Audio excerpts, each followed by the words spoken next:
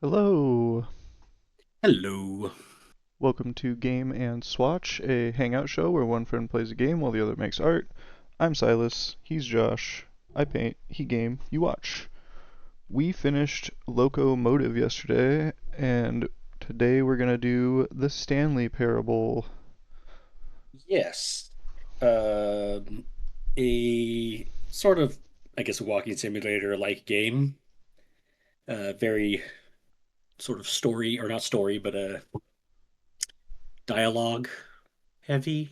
Yeah, Uh, and Created by very like, Crows, written by Davey Redden. I'm not sure how to say it.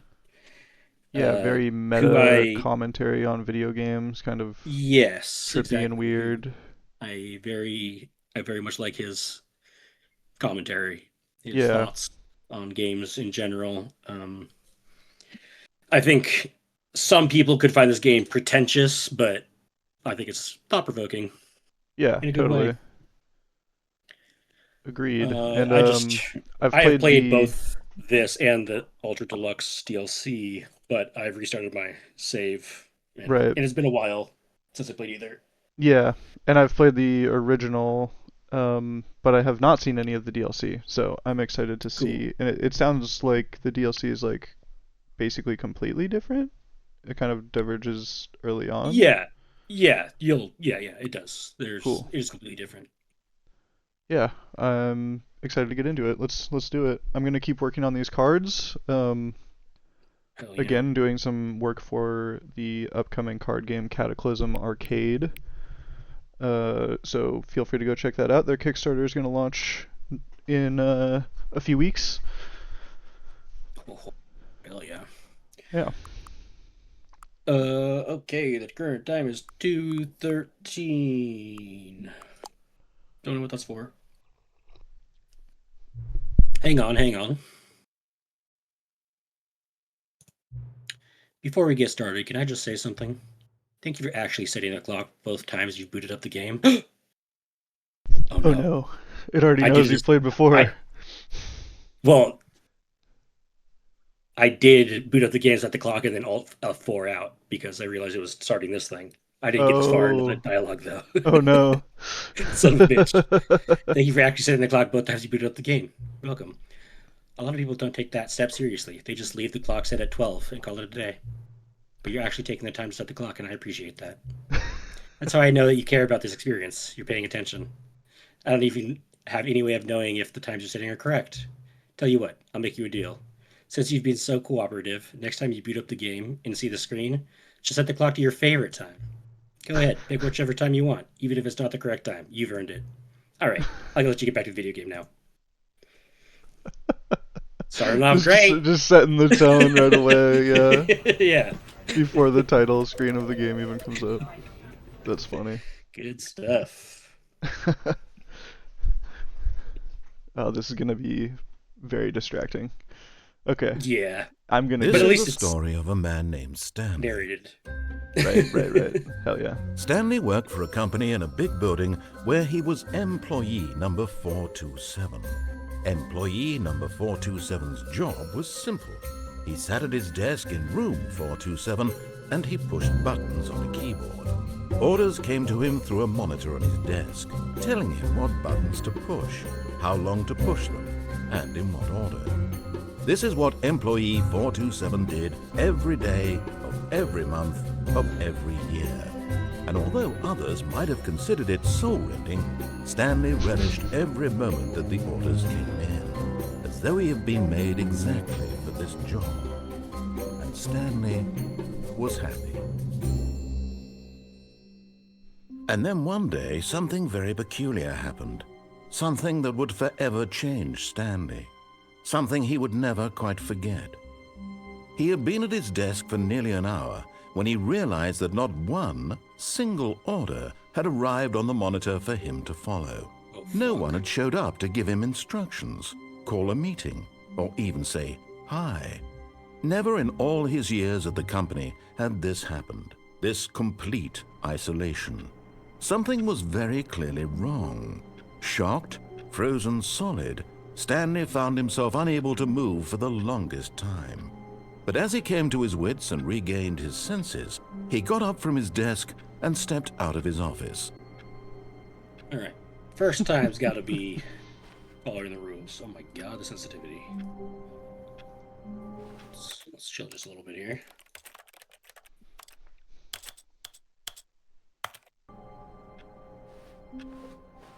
All of his co-workers were gone. What could it mean?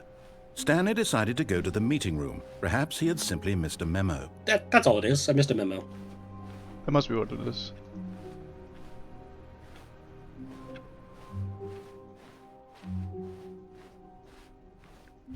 Uh-oh. When Stanley came to a set of 2 open doors, he entered the door on his left. Good boy, Stanley.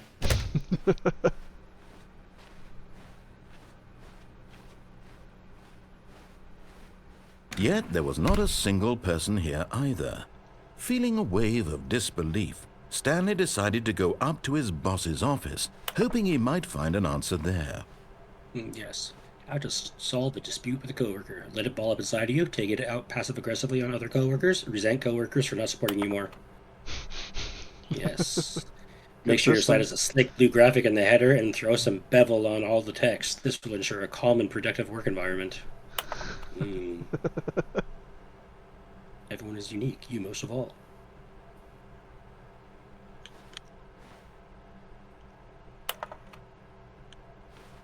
Okay. Coming to You a are the staircase, most Stanley walked upstairs to his boss's office. Dang, boss.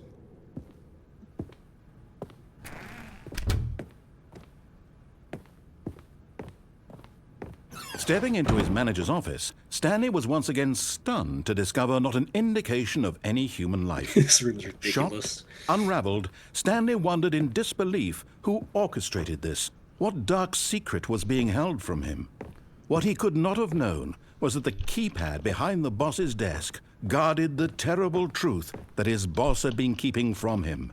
And so the boss had assigned it an extra secret PIN number, 2845.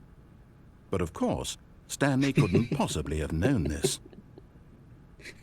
You can't type it in. Stanley doesn't know. Yeah. What's we got in here? Stanley just sat around twiddling his thumbs. Trying to input anything on the device was useless, since he could never possibly know that the combination was 2845.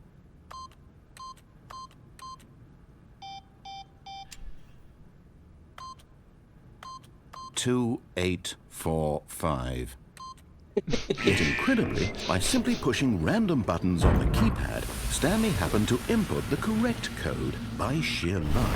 Amazing. He stepped into the newly opened passageway.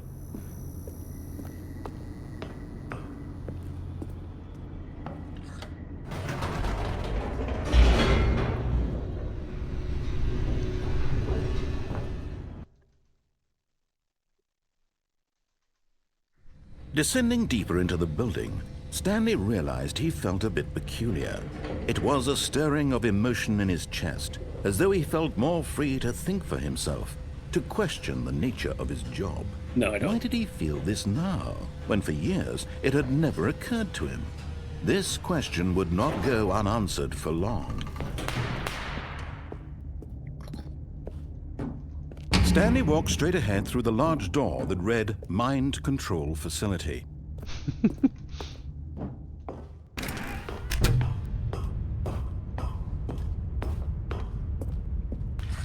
The lights rose on an enormous room packed with television screens. What horrible secret did this place hold? Stanley thought to himself. Did he have the strength to find out? Yes, I do.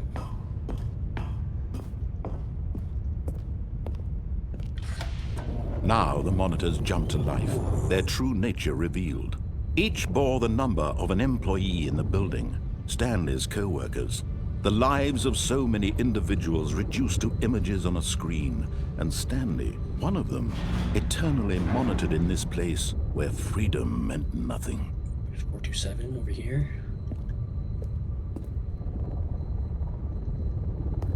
there's my office. It's not fun.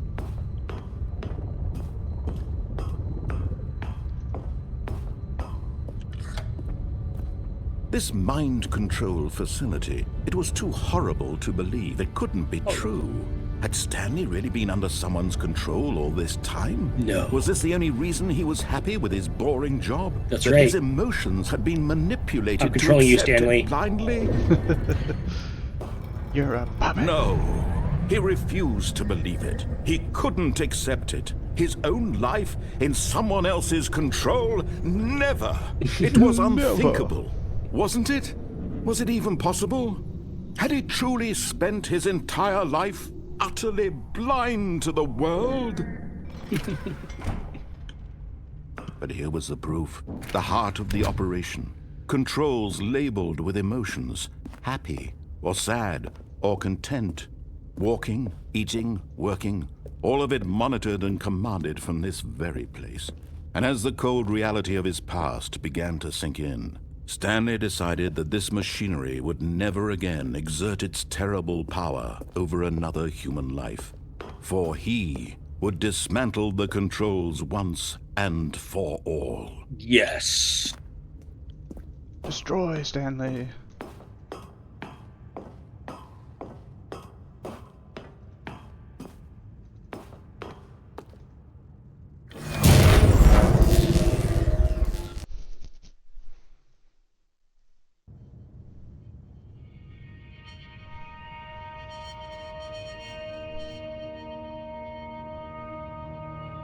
Blackness and a rising chill of uncertainty. Was it over? Yes. He had won. He had defeated the machine, unshackled himself from someone else's command. Freedom was mere moments away. And yet, even as the immense door slowly opened, Stanley reflected on how many puzzles still lay unsolved. Where had his co-workers gone? How had he been freed from the machine's grasp?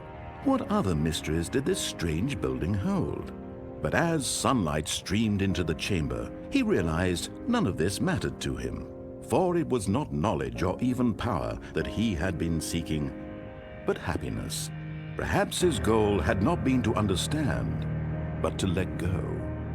No longer would anyone tell him where to go, what to do, or how to feel. Whatever life he lives, it will be his. And that was all he needed to know. It was perhaps the only thing worth knowing. Stanley stepped through the open door.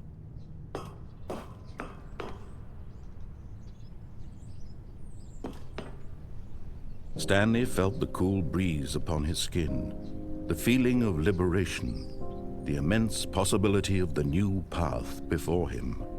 This was exactly the way, right now, that things were meant to happen. And Stanley was happy. Boom, beat the Stanley Parable. Dang, okay. Same time tomorrow? I can't tomorrow, sorry. Do a nice 16-minute stream. Took me longer to get ready. I was saying we talked longer before the stream. Okay, here he is. Back start. All of his co-workers were gone. What could it mean? Stanley decided to See go if to I the can do meeting it. room. Perhaps he had simply missed a memo. No, let's just do it the opposite way.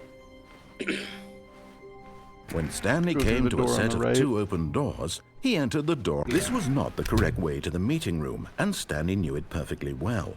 Perhaps he wanted to stop by the employee lounge first, just to admire it. That's all I was doing. Yes, truly a room worth admiring. It had really been worth the detour after all, just to spend a few moments here in this immaculate, beautifully constructed room. Stanley simply stood here, drinking it all in. Oh, yeah. Yeah, that's tough. Drink it in, Stanley. Really drinking it. Yes, really, really worth it being here in the room. A room so utterly captivating that even though all your co-workers have mysteriously vanished, here you sit looking at these chairs and some paintings. Really worth it. All right. But eager to get back to business, Stanley took the first open door on his left. Nope. Stanley was so bad at following directions, it's incredible he wasn't fired years ago. Caution, do not lie. If you are lying right now, stop.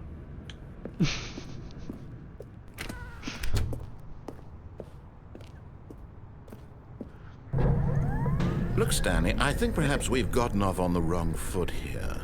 I'm not your enemy, really, I'm not. I realize that investing your trust in someone else can be difficult, but the fact is that the story has been about nothing but you all this time. There's someone you've been neglecting, Stanley. Someone you've forgotten about. Oh, yeah? Please, stop trying to make every decision by yourself. Now, I'm not asking for me, I'm asking for her. This is it, Stanley. Your chance to redeem yourself, to put your work aside, to let her back into your life. She's been waiting.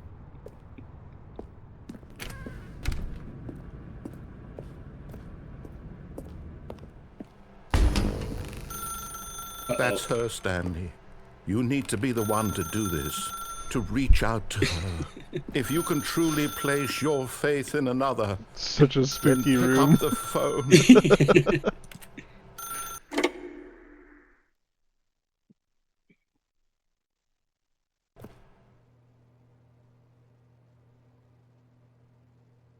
Oh, Stanley, is that you? Hold on, sweetie. Sorry to keep you waiting. I'm just pulling the bread out of the oven. All right. Okay, there we go. All right, now, I want you to come in and tell me all about your day. Gotcha. Oh, come on. Did you actually think you had a loving wife who'd want to commit their life to you? I'm trying to make a point here, Stanley. I'm trying to get you to see something. Come inside. Let me show you what's really going on here. A cruel narrator. This is a very Try to prove a sad point. story about the death of a man named Stanley. Wait, what? Good morning, play 427. Press B on your keyboard. Stanley is quite a boring fellow. He has a job that demands nothing of him, and every button that he pushes is a reminder of the inconsequential nature of his existence. Look at him there, pushing buttons, doing exactly what he's told to do. Now he's pushing a button. Now he's eating lunch. Now he's going home. Now he's coming back to work. One might even feel sorry for him, except that he's chosen this life. But in his mind, in his mind, he can go on fantastic What? adventures. From behind his desk, Stanley dreamed of wild expeditions into the unknown, fantastic discoveries of new lands. It was wonderful. And each day that he returned to work was a reminder that none of it would ever happen to him. Is this the DLC at this point? No. Okay, okay. And so he began to fantasize about his own When job. you see the bucket, that's First, he DLC. imagined that one day while at work, he stepped Anything out from before his the desk bucket is not to DLC. realize that all of his Gotcha. co-workers, his Okay. boss, everyone in the building had suddenly vanished off the face of the earth. The thought excited him terribly. Press G to spend time with the boys. So he went further. He imagined that he came to two open doors and that he could go through either. At last, choice. It barely even mattered what lay behind each door. The mere thought that his decisions would mean something was almost too wonderful to behold. As he wandered through this fantasy world, he began to fill it with many possible paths and destinations. Down one path lay an enormous round room with monitors and mind controls. And down another was a yellow line that weaved in many directions. And down another was a game with a baby. And he called it the Stanley Parable. It was such a wonderful fantasy, and so in his head he relived it again, and then again, and again, over and over, wishing beyond hope that it would never end, that he might always feel this free. Surely there's an answer down some new path, mustn't there be? Perhaps if he played just one more time. Press M to tell your wife you love her. But there is no answer. How could there possibly be? In reality, all he's doing is pushing the same buttons he always has. Nothing has changed. The longer he spends here, the more invested he gets, the more he forgets which life is the real one. Dang. And I'm trying to tell him this, that in this world he can never be anything but an observer, that as long as he remains here, he's slowly killing himself. But he won't listen to me. He won't stop. Here, watch this. Stanley, the next time the screen asks you to push a button, do not do it. I mean... Do it. You see? He does not hear me. How can I tell him in a way that he'll understand that every second he remains here, he's electing to kill himself? How can I get him to see what I see? How can I make him look at himself? Press Q to question nothing. I suppose I can't, not in the way I want him to. But I don't make the rules. I simply play to my intended purpose, the same as Stanley. We're not so different, I suppose. I'll try once more to convey all this to him. I'm compelled to. I must. Perhaps, well, maybe this time he'll see. Maybe this time. And I tried again, and Stanley Please die. pushed a button. And I tried again, and Stanley pushed a button. And I tried.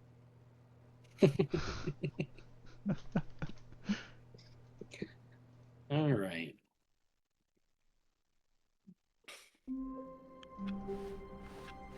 All of his co-workers were gone.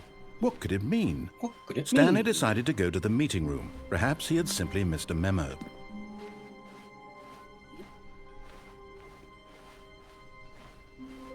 When Stanley came to a set of 2 open doors, this was not the correct way to the meeting room, and Stanley knew it perfectly well. Perhaps he wanted to stop by the employee lounge first, just to admire it. Definitely. Wow, yes, this room. But eager to get back to business, Stanley took the first open door on his left. Wow. Yes. Stanley was so bad at following directions, it's incredible he wasn't fired years ago. Look, Stanley, I think perhaps we've gotten off on the wrong foot here. I'm not your enemy, really, I'm not. I realize that investing your trust in someone else can be difficult, but the fact is that the story has been about nothing but you all this time. There's someone you've been neglecting, Stanley. Someone you've forgotten about. What? Really? I was in the middle of something. Do you have zero consideration for others? Are you that convinced that I want something bad to happen to you? Why, I don't know how to convince you of this, but I really do want to help you, to show you something beautiful. Look, let me prove it. Let me prove that I'm on your side. Give me a chance. Now listen carefully, this is important. Stanley walked through the red door.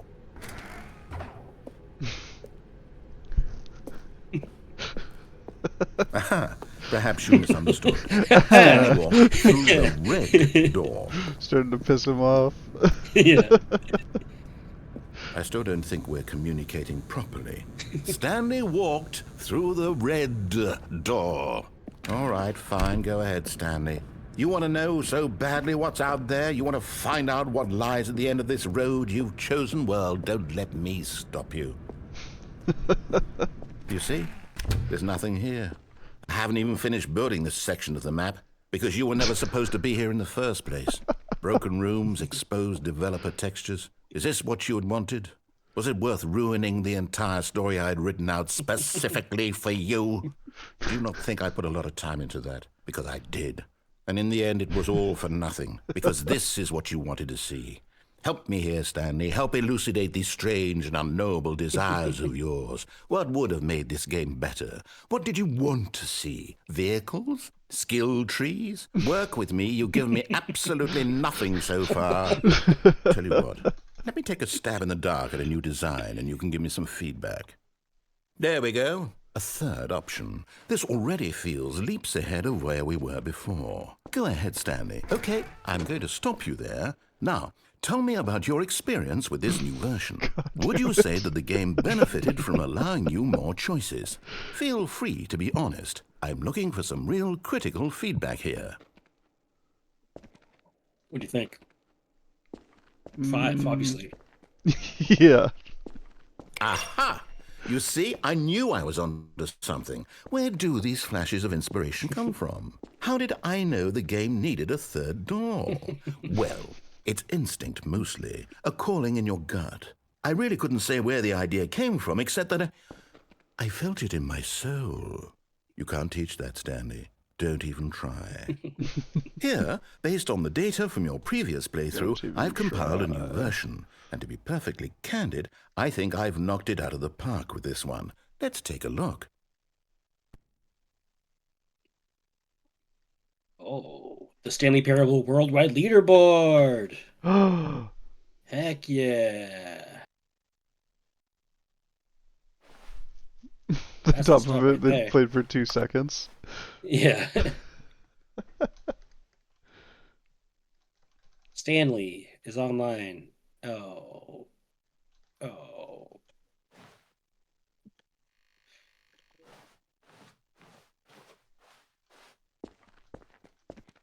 Now, would you say that competitive leaderboard helped you feel motivated to keep walking through doors? Again, honest answers, please. Yeah, sure. Hey, I nearly forgot. I've got a prototype of a new game I've been working on, and now would be a lovely opportunity to give it some playtesting. You wouldn't mind taking a look at it, would you? No, let's do it. Perfect. Let me boot it up. In this game, the baby crawls left towards danger. You click the button to move him back to the right, and if he reaches the fire, you fail. It's a very meaningful game, all about the desperation and tedium of endlessly confronting the demands of family life. I think the art world will really take notice. But of course, the message of the game only becomes clear once you've been playing it for about 4 hours. So why don't you give it 4 hours of play to make sure it's effective? Be sure to keep notes on your experience.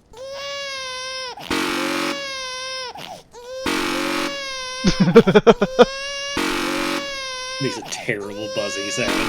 Horrible. Jesus Christ. You heartless bastard. Did you do it because you hate babies or purely to spite me?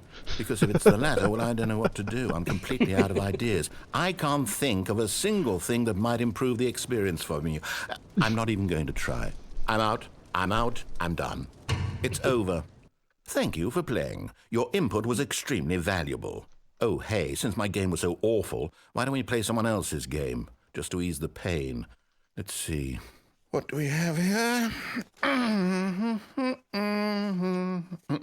Yes, this seems like it'll work. Let's give it a shot.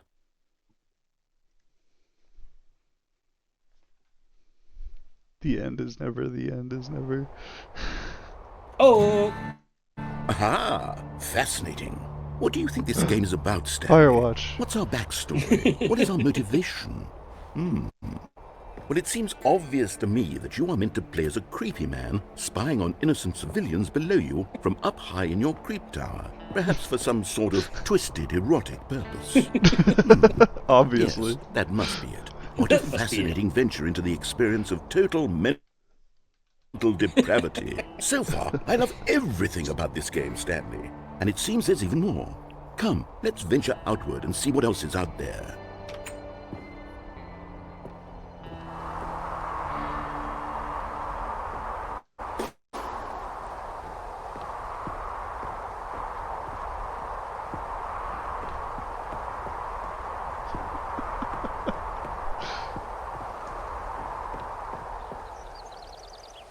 Oh, no.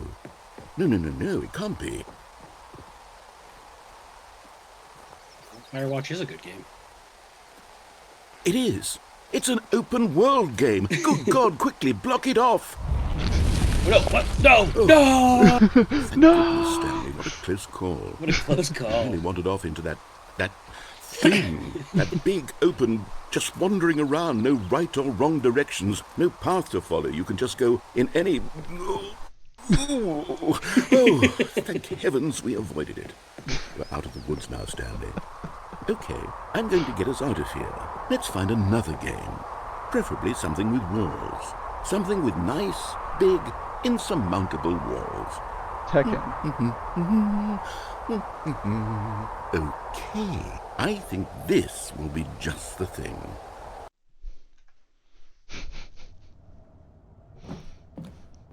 Wonderful. See, this is exactly what I had in mind. Just a nice big box Rocket for League? you to run around in. There isn't any possibility that you could get lost here. Now this is game design. Stanley, if you manage to get lost in this game, I will be phenomenally impressed. You gotta give me a ball, dude. Okay, so what exactly do we do here? Let's see. Let's see. There are lots of cars here in the back, but obviously there's no racetrack. Okay, I'm seeing that there's a ball of some kind back here. Is this game sports ball? Stanley, I think it's sports ball. Oh, what fun. We shall run the bases and do a touchdown together? Yes, I think surely we must. Okay, Stanley, here's the ball. Have fun. Oh, yeah. Oh, yeah. That's the stuff. Oh. Oh! Are you doing it? Are you winning? Is this fun? Is it better than my miserable little story that I worked so hard on? Stanley, I have a thought. And I realize I'm not a sportsologist, but if one ball generates a certain amount of raw adrenal pleasure, then surely multiple balls makes for an even more euphoric sports experience. I'm going to try it out. Here comes another ball. Sure. Yes. Oh, goodness, that really does feel amazing, doesn't it? Yeah. Stanley, I'm like a child in a confectionery shop. I simply have to have more. I'm insatiable. More balls! Oh, yeah. Now we're going. Now we're sportsing. Oh, yeah. This is gameplay.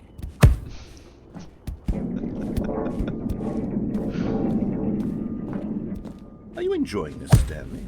Are you having Yeah, fun? a little bit. Only because Is I this know a it's gonna real video game? end. No. Well, I sure hope you're having a good time, because guess what? It's over. That's right. Your little fun comes to an end. This is my game, and what I say goes. You get to have fun when I let you, Stanley. Besides, you need someone like me to set boundaries for you. Without rules or boundaries, video games are nothing. Yes, that's what I am. I'm structure. I'm your sense of purpose. And since you decided you didn't want to play my game, now I don't want to play with you either. So goodbye, Stanley. I'm leaving. See how you like it when I'm not around to set the rules. Somehow, I don't think you'll enjoy it as much, but who knows? You're an inventive kid. You'll come up with something. After all, you're the one who knows best. Take care, Stanley. Oh, God.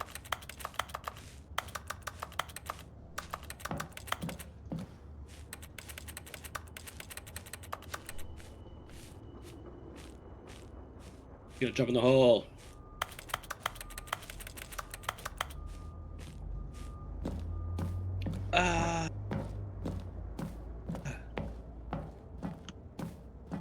Hold on. What are you doing?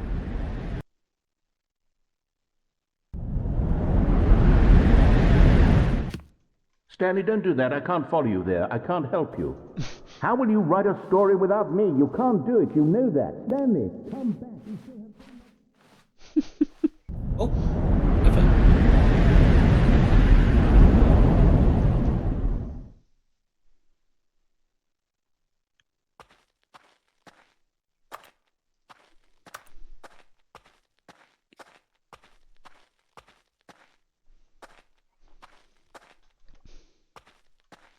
So quiet.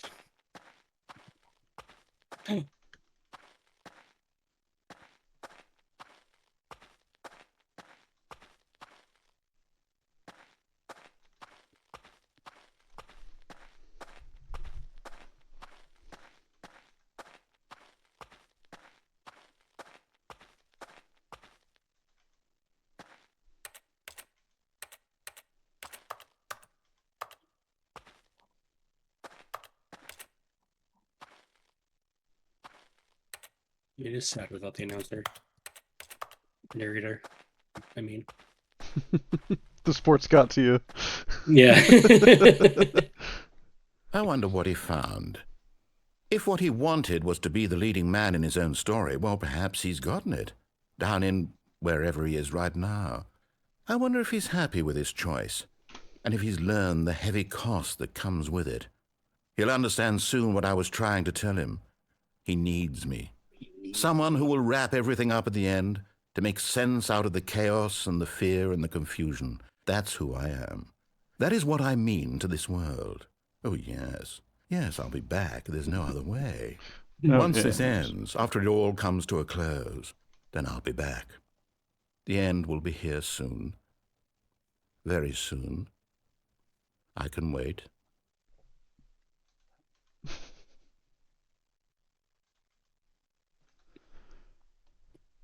The end is never the end, is never the end, is never the end. All of his co-workers were gone. All right, now go to the What red could it door. mean? Stanley decided to go to the meeting room. Perhaps he had simply missed a memo.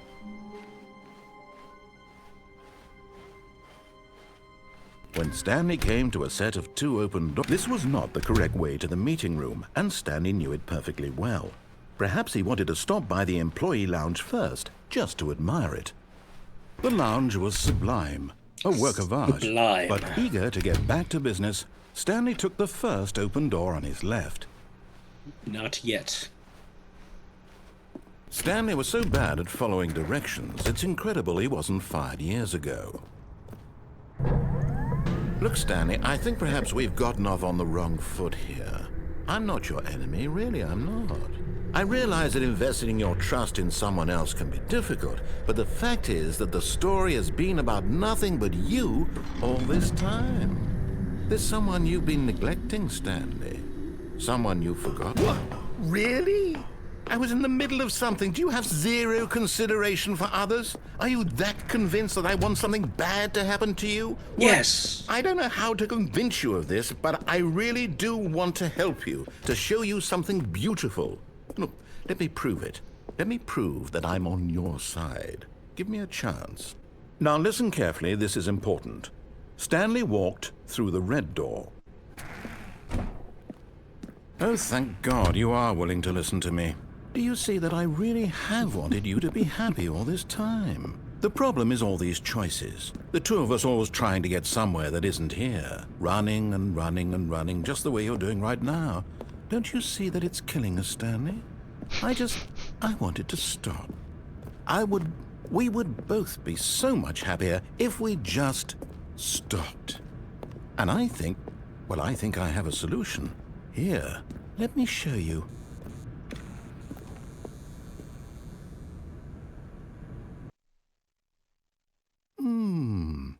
What do we want? What are we looking for? Here. Yes. Oh, it's beautiful, isn't it? If we just stay right here, right in this moment with this place, Stanley, I think I feel happy. I actually feel happy. The narrator's being mind controlled.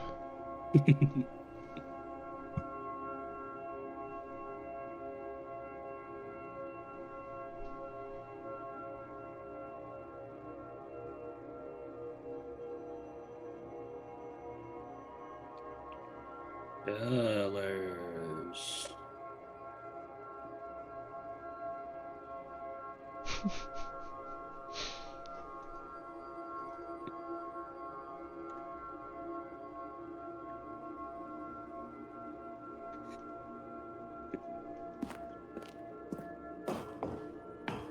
No, wait.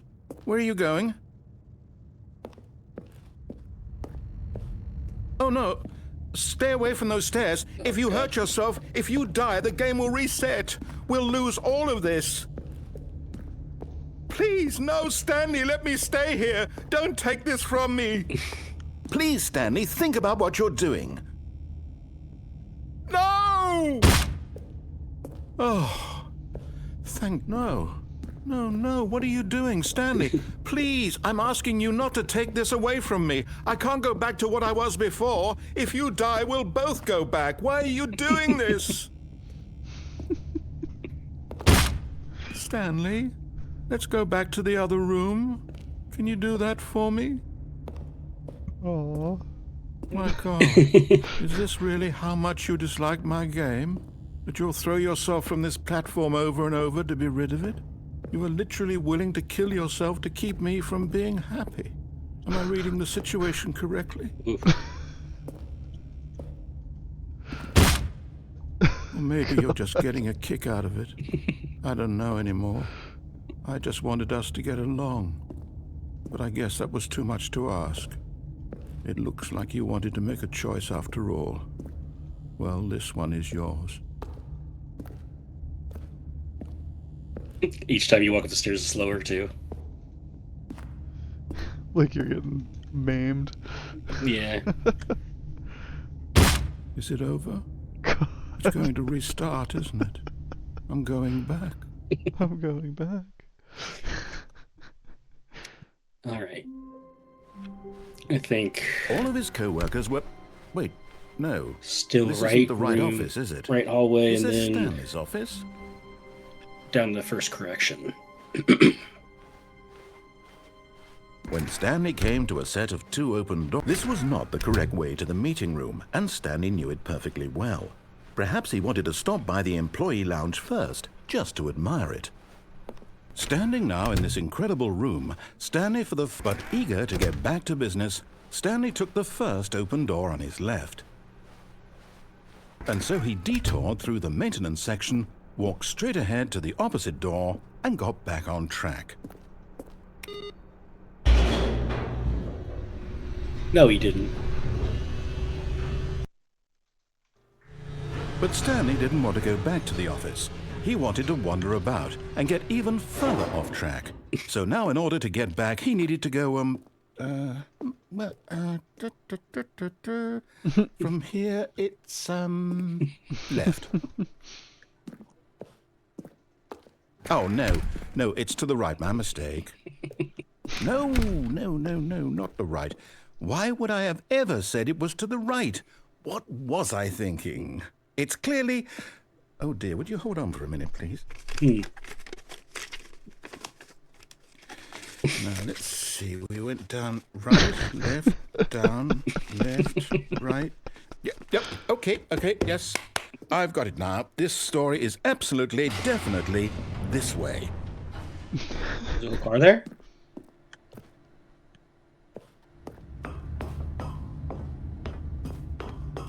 No. This isn't right at all. You're not supposed to be here yet. This is all a spoiler. Quick, Stanley, close your eyes. Okay. We just have to get back to, oh, who am I kidding? It's all rubbish now. The whole story completely unusable. How about, rather than waste my time trying to salvage this nonsense, we'll just restart the game from the beginning.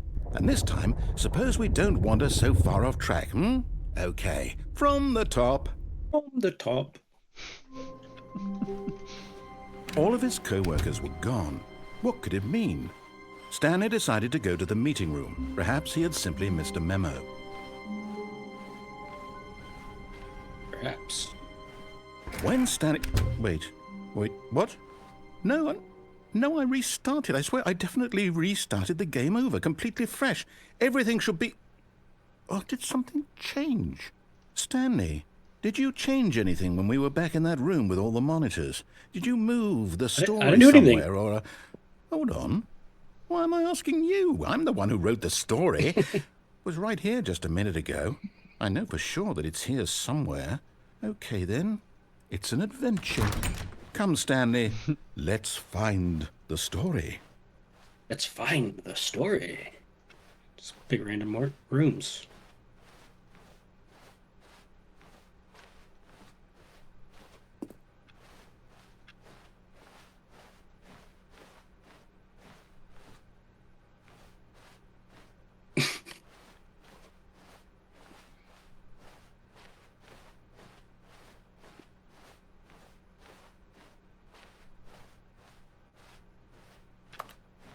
I'll say it.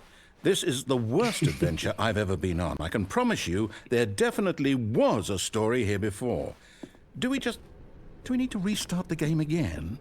Well, I find it unlikely that we'll ever progress by starting over and over again, but it's got to be better than this. Okay, let's give it a shot. Why not?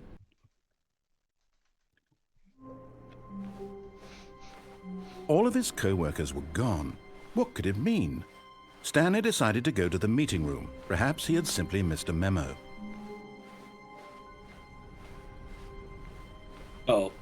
Okay, yep, it's worse. I might be remembering this wrong. It's possible the story is back where we just came from. Why don't we go back the other direction and see if we missed anything? Mark, retrace our steps. Yeah. Where is this story gone? Double. Devastating. Aha! I knew we'd missed something. The story. Here it comes. No, wait, never mind. Not the story. Okay, let's head back the other way and retrace our steps. Yeah.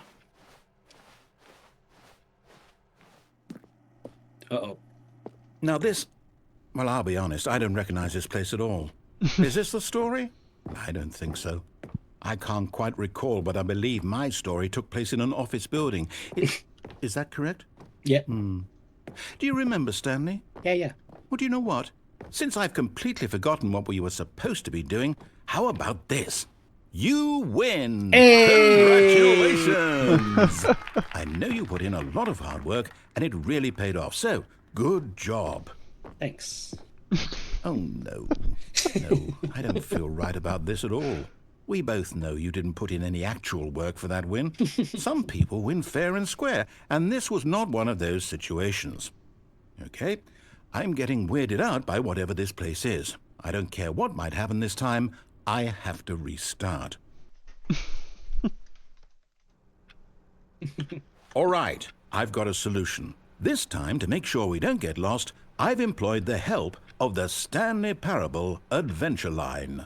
Just follow the line. Perfect. How simple is that? Oh, God. The adventure line. Oh, where we To go? adventure! Oh, one of these boxes. You see? Perfect. The line knows where the story is. It's over in this direction. Onward, Stanley, to destiny. To destiny. Here's a thought. Wouldn't wherever we end up be our destination, even if there's no story there? Or to put it another way, is the story of no destination still a story? Simply by the act of moving forward, are we implying a journey such that a destination is inevitably conjured into being via the very manifestation of the nature of life itself? Whoa. Hang on. That got a bit weird back there. Well, I'd like to apologize. Not sure where I was going with all that. You know what? I think what we need right now is a bit of music to lighten the mood. God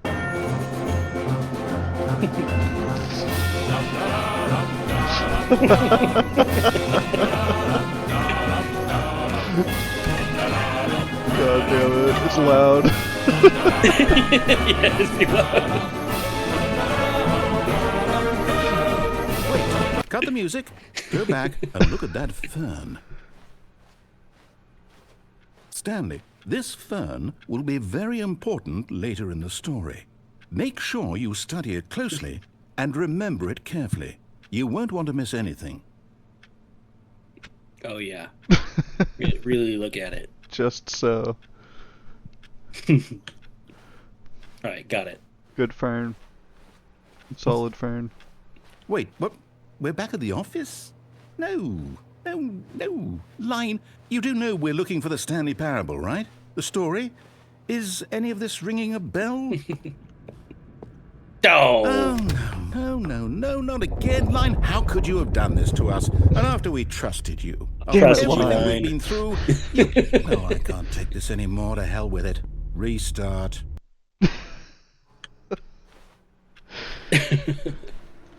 You know what, Stanley? I say forget the adventure line. What's it ever done for us? Yeah. We're intelligent people, right? Yeah. Why can't we make up our own story? Yeah. Something exciting, daring, mysterious. Ooh, this all sounds perfectly doable. Why don't we simply start wandering in, well, I don't know. How about this direction? Perfect. Now, yes, this is exciting. Just me and Stanley forging a new path, a new story. Well, it could be anything. What do you want our story to be? Go wild. Use your imagination. Whatever it might be, Stanley, I'm ready for it. Oh, no, not you again. The lion's returned. Stanley, I'd also like to veto the lion from having any role in our awesome new story. No lines or monitor rooms. Just don't acknowledge it, and we should be fine. Phew, that was a close one. I'm just gonna ignore line. Ah, a choice. We get to make a decision. From Our old here, the friend story is in Lion. our control. How important we mustn't squander the opportunity. In fact, I believe I need a minute to think here. Just walk in circles for a minute. Oh, yeah. Okay, so I know that each door has to lead somewhere, which means that somewhere, the place where we're trying to go, there must be a reverse door that leads here. And that in turn means that our destination corresponds with the counter-inverted reverse door's origin. So starting from the right, let us ask, will taking the right door lead us to where we're going? And since the answer is clearly yes, then by all accounts, the door on the right is the correct one. Another victory for logic.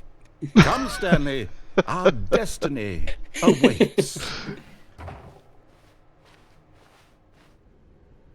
I've been playing the confusion ending for 17 minutes. Oh, hold up, what's this? The confusion ending. You're telling me that's what this is? It's all one giant ending? And we're supposed to restart the game, what, eight times? That's really how all this goes? It's all determined? So now, according to the schedule, I restart again. Then what? Am I just supposed to forget? Well, what if I don't want to forget? My mind goes blank simply because it's written here on this thing, wall. Well, who consulted me? Why don't I get to decide? Why don't I get a say in all of this? Is it really? No, it can't be. I don't want it to be. I don't want the game to keep restarting. I don't want to forget what's going on. I don't want to be trapped like this. I won't restart the game. I won't do it. I won't do it. I won't do it. And the timer stopped? Does that mean, did we do it? Did we break the cycle? The, whatever it is that made this schedule? How would we even know? Will someone come for us? Will something happen?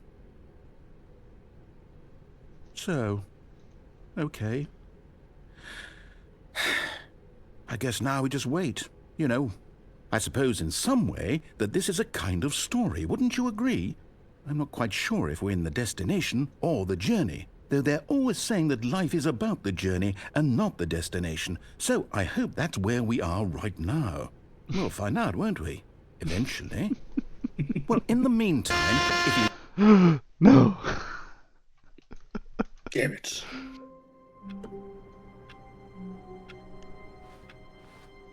Even now, Stanley's office was a distant memory.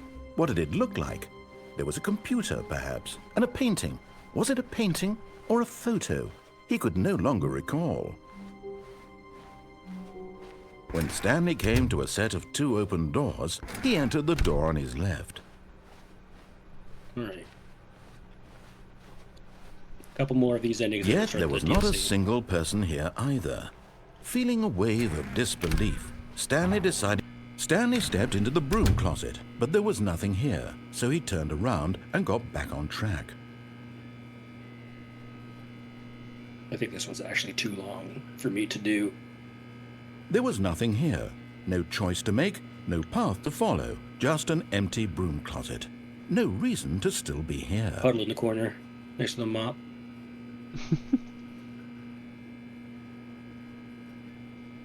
It was baffling that Stanley was still just sitting in the broom closet. He wasn't even doing anything. At least if there was something to interact with, he'd be justified in some way. As it is, he's literally just standing there doing sweet FA. Sweet FA. Are you really still in the broom closet? Standing around doing nothing? Why? Please offer me some explanation here. I'm genuinely confused.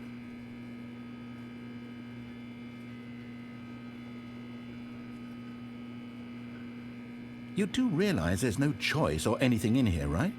If I'd said Stanley walked past the broom closet, at least you would have had a reason for exploring it to find out. But it didn't even occur to me because literally this closet is of absolutely no significance to the story whatsoever. I never would have thought to mention it.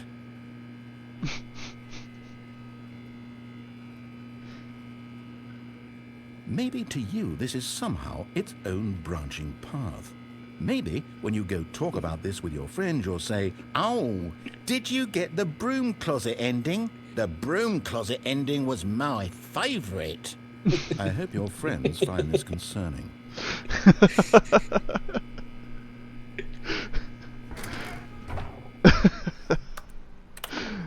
I hope your friends find this concerning. Stanley was fat and ugly and really, really stupid. He probably only got the job because of a family connection. That's how stupid he is. That or with drug money. Also, Stanley is addicted to drugs and hookers. Rude, dude. Okay. He hates you. Coming to a staircase, Stanley walked upstairs to his boss's office. Oh no. But Stanley just couldn't do it. He considered the possibility of facing his boss, admitting he had left his post during work hours. He might be fired for that. And in such a competitive economy, why had he taken that risk? All because he believed everyone had vanished? His boss would think he was crazy. And then something occurred to Stanley. Maybe, he thought to himself, maybe I am crazy. All of my co-workers blinking mysteriously out of existence in a single moment for no reason at all? None of it made any logical sense. And as Stanley pondered this, he began to make other strange observations. For example, why couldn't he see his feet when he looked down? Why did doors close automatically behind him wherever he went? And for that matter, these rooms were starting to look pretty familiar. Were they simply repeating? No, Stanley said to himself, this is all too strange. This can't be real. And at last, he came to the conclusion that had been on the tip of his tongue. He just hadn't found the words for it. "I'm dreaming!" he yelled. "This is all a dream." Oh, what a relief Stanley felt to have finally found an answer, an explanation. His co-workers weren't actually gone. He wasn't going to lose his job. He wasn't crazy after all. And he thought to himself, I suppose I'll wake up soon. I'll have to go back to my boring real-life job pushing buttons. I may as well enjoy this while I'm still lucid. So he imagined himself flying and began to gently float above the ground. Then he imagined himself soaring through space on a magical starfield, and it too appeared. It was so much fun, and Stanley marveled that he had still not woken up. How was he remaining so lucid? And then perhaps the strangest question of them all entered Stanley's head. One he was amazed he hadn't asked himself sooner. Why is there a voice in my head dictating everything that I'm doing and thinking? Now the voice was describing itself being considered by Stanley, who found it particularly strange. I'm dreaming about a voice describing me, thinking about how it's describing my thoughts, he thought. And while he thought it all very odd and wondered if this voice spoke to all people in their dreams, the truth was that, of course, this was not a dream. How could it be? Was Stanley simply deceiving himself, believing that if he's asleep, he doesn't have to take responsibility for himself? Stanley is as awake right now as he's ever been in his life. Now, hearing the voice speak these words was quite a shock to Stanley. After all, he knew for certain, beyond a doubt, that this was in fact a dream. Did the voice not see him float and make the magical stars just a moment ago? How else would the voice explain all that? This voice was a part of himself too. Surely, if he could just... He would prove it. He would prove that he was in control, that this was a dream. So he closed his eyes gently, and he invited himself to wake up. He felt the cool weight of the blanket on his skin, the press of the mattress on his back, the fresh air of a world outside this one. Let me wake up, he thought to himself. I'm through with this dream. I wish it to be over. Let me go back to my job. Let me continue pushing the buttons. Please, it's all I want. I want my apartment and my wife and my job. All I want is my life exactly the way it's always been. My life is normal. I am normal. Everything will be fine. I am okay.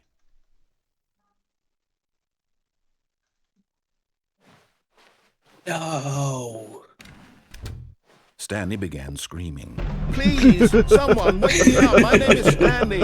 I have a boss. I have an office. I am real. Please, just someone tell me I am real. I must be real. I must be. Can anyone hear my voice? Who am I? Who am I?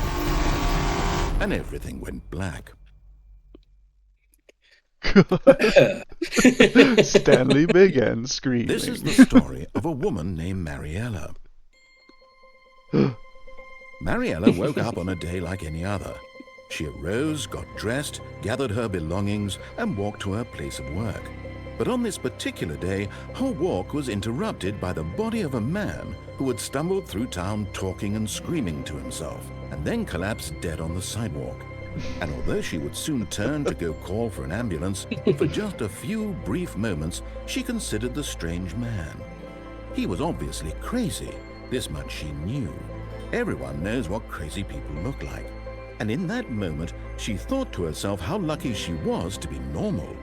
I am sane. I am in control of my mind. I know what is real and what isn't. It was comforting to think this, and in a certain way, seeing this man made her feel better. But then she remembered the meeting she had scheduled for that day. The very important people whose impressions of her would affect her career, and by extension, the rest of her life. She had no time for this, so it was only a moment that she stood there, staring down at the body. And then she turned and ran.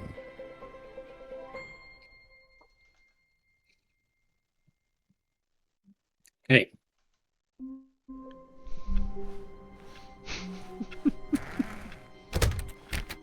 Oh no! Oh. Stanley knew the office layout like the back of his hand. It was only a matter of time before he found the others, wherever they were. Just a matter of time. Let's do the New content door? Is that the DLC? When Stanley the came DLC, to a yeah. set of two open doors, he entered the door on his left. God, I don't remember a Yet good there was amount of not a this. single person Yeah, here either. Feeling a wave of disbelief, Stanley decided to go up to his boss's office. Hoping he might coming to a staircase, Stanley walked upstairs to his boss's office. I definitely didn't remember the Firewatch and Rocket League Stepping thing. into his manager's office, That actually might have Stanley been was with the once again update. stunned to Okay. discover not an indication of any human life. What could it... Stanley was in such a rush to get through the story as quickly as possible, he didn't even have a single minute to just let the narrator talk. That kind of anxiety isn't healthy, so he relaxed for a few moments with some calming New Age music. Oh yeah.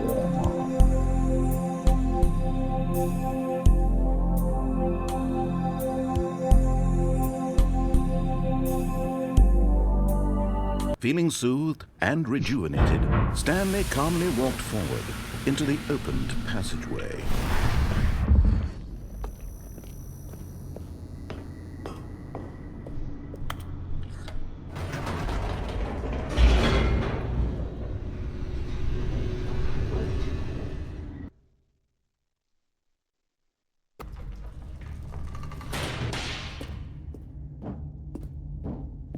Stanley walked straight ahead through the large door that read Mind Control Facility. Although this passageway had the word escape written on it, the truth was that at the end of this hall, Stanley would meet his violent death.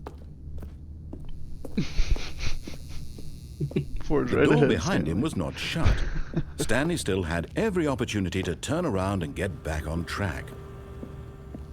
At this point, Stanley was making a conscious, concerted effort to walk forward and willingly confront his death.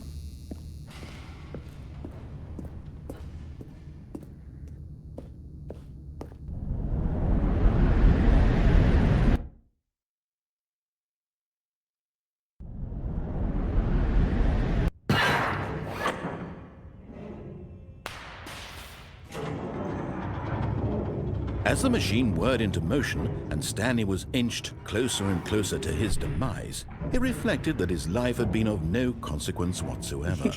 Stanley can't see the bigger picture. He doesn't know the real story, trapped forever in his narrow vision of what this world is. Perhaps his death was of no great loss, like plucking the eyeballs from a blind man. And so he resigned and willingly accepted this violent end to his brief and shallow life. Farewell, Stanley. No.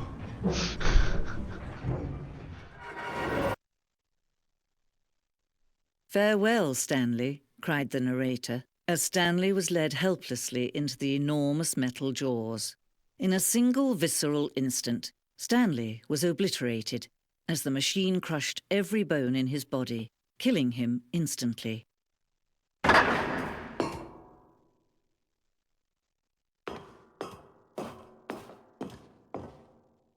And yet it would be just a few minutes before Stanley would restart the game, back in his office, as alive as ever. What exactly did the narrator think he was going to accomplish? When every path you can walk has been created for you long in advance, death becomes meaningless, making life the same. Do you see now? Do you see that Stanley was already dead from the moment he hit start?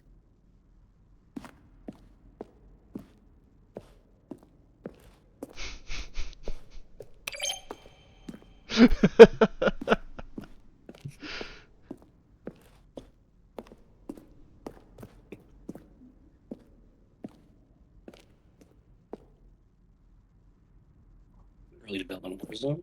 Nice.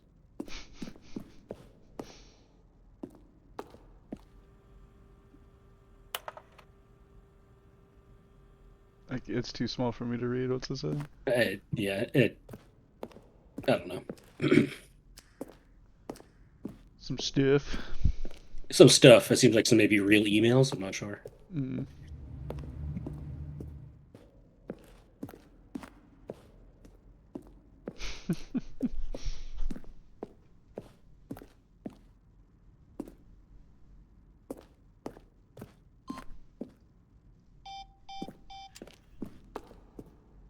That stuff.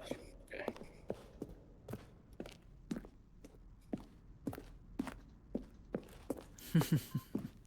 Oh, look at these two. How they wish to destroy one another. How they wish to control one another. How they both wish to be free.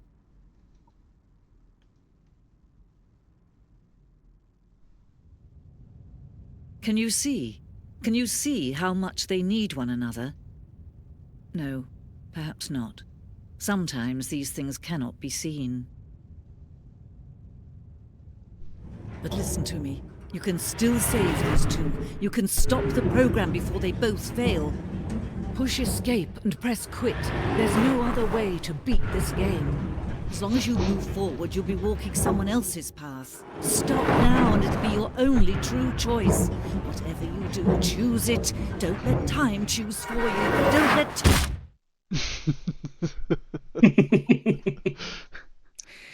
Oof.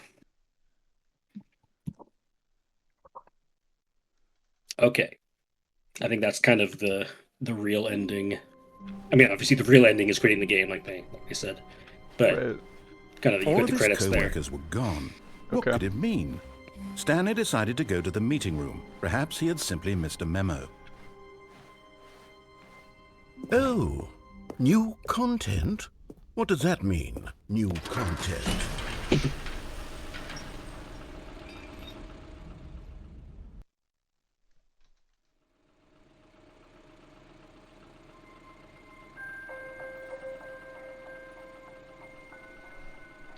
Hello, and thank you for playing the Stanley Parable Ultra Deluxe. As you may know, the Stanley Parable was a video game released in 2013 on home computers. After receiving critical and commercial success, it was expanded upon in 2022 with the Stanley Parable Ultra Deluxe, a reimagining of the game for consoles and home computers. The Stanley Parable Ultra Deluxe features exciting new content that broadens and expands the world of the Stanley Parable, delighting audiences the world over. Please, step inside and see what thrilling new adventures await in The Stanley Parable Ultra Deluxe. Oh, well, this sounds delightful. I'm very excited to see the thrilling new Ultra Deluxe content. Okay, so far it's an elevator. Nothing special yet, but I'm sure it's just the beginning of a mesmerizing adventure.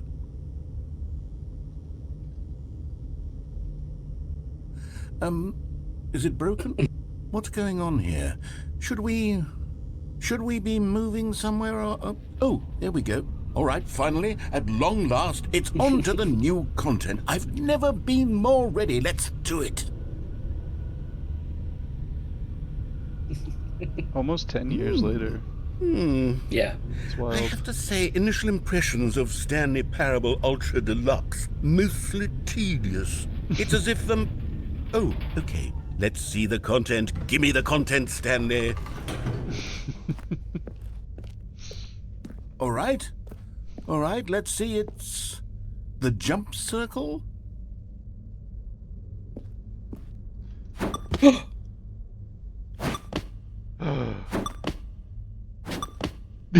You can only jump 34 times or whatever. In the jump circle. In the circle. Yeah.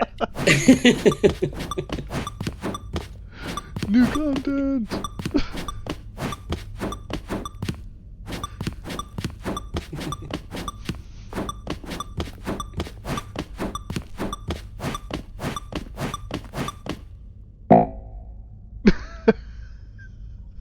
All right. Is that it? Surely that's not all the new content. There has to be something else, right? Goodness. Another elevator. Mario, Stanley, eat I your have heart to out. say, initial impressions of this game are not positive. It's just elevators and jumping. Is this what passes for exciting new content? If this is new content, then I could just read you the whole dictionary. There's 20 hours of new content right there. Hell, I could count to 30 trillion. You could put that on the box. The Stanley Parable Ultra Deluxe, now with over 1,000 hours of new content. And oh, wait. There's more. Very good. Yes. I knew there had to be something else. Let's see it. I'm ready for whatever it is. That's it? Oh, you've got to be kidding me. You see, Stanley? This is what happens when greedy video game developers with no respect for their fan base rush a cheap expansion to market for no reason other than to make an easy dollar. And don't get me started on the level of craftsmanship that's gone into it. In fact, I'm looking right now at the game's achievements, and it's hard to believe one of them actually says, "Test achievement, please ignore." What quality assurance department signed off on this? I'm infuriated and I'm offended, and I intend to find these people on Twitter and hold them personally accountable. It's my fault, Stanley. I built up too much anticipation around the new content, I'm afraid. It could never have lived up to such expectations. If you're still with me, why don't we just reset the game, and we'll try to get back to what the Stanley Parable is really about. No frills, no gimmicks, just you and me having a great time together like always. Yeah. What do you say, friend?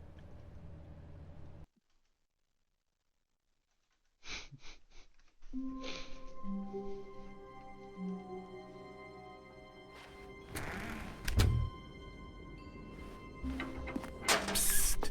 Stanley! Come over here! In the vent! I want to show you something!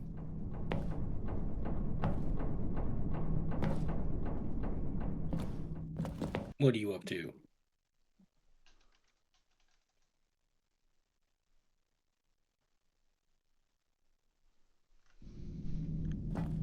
Okay, you remember how cheap and unsatisfying the new Ultra Deluxe content turned out to be? Well, it got me thinking about the past, and how much better the Stanley Parable used to be. So I made something special and tucked it away here where the game's developers won't find it. Just our little secret. Take a look. I call it the Memory Zone. It's where I've been storing all my favorite memories so I can relive the peak experiences of my life whenever I want. Experiences like the launch of the Stanley Parable on PC. You see, Stanley, doesn't the memory zone remind you of how wonderful Stanley Parable was before it was sullied with a cheap re-release? Remember back in October of 2013, when the game originally launched? Back then, video games had integrity. Back then, it all meant something. Oh, the waste.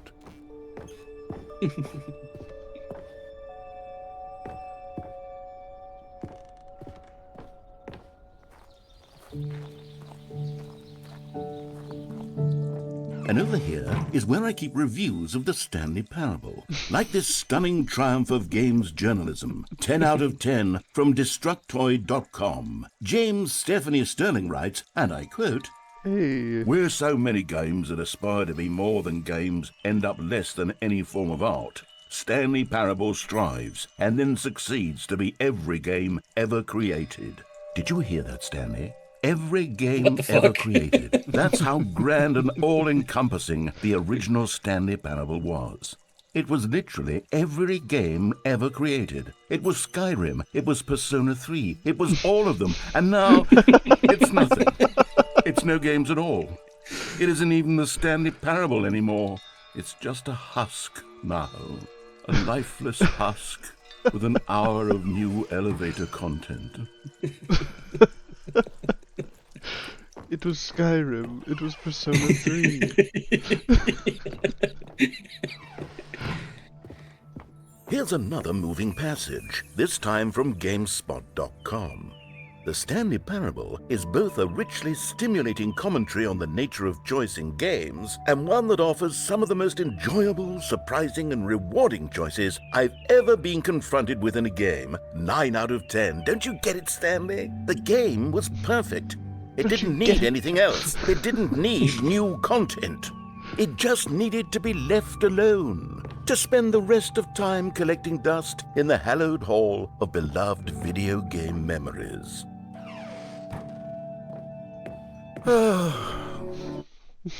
These were simpler times, Stanley.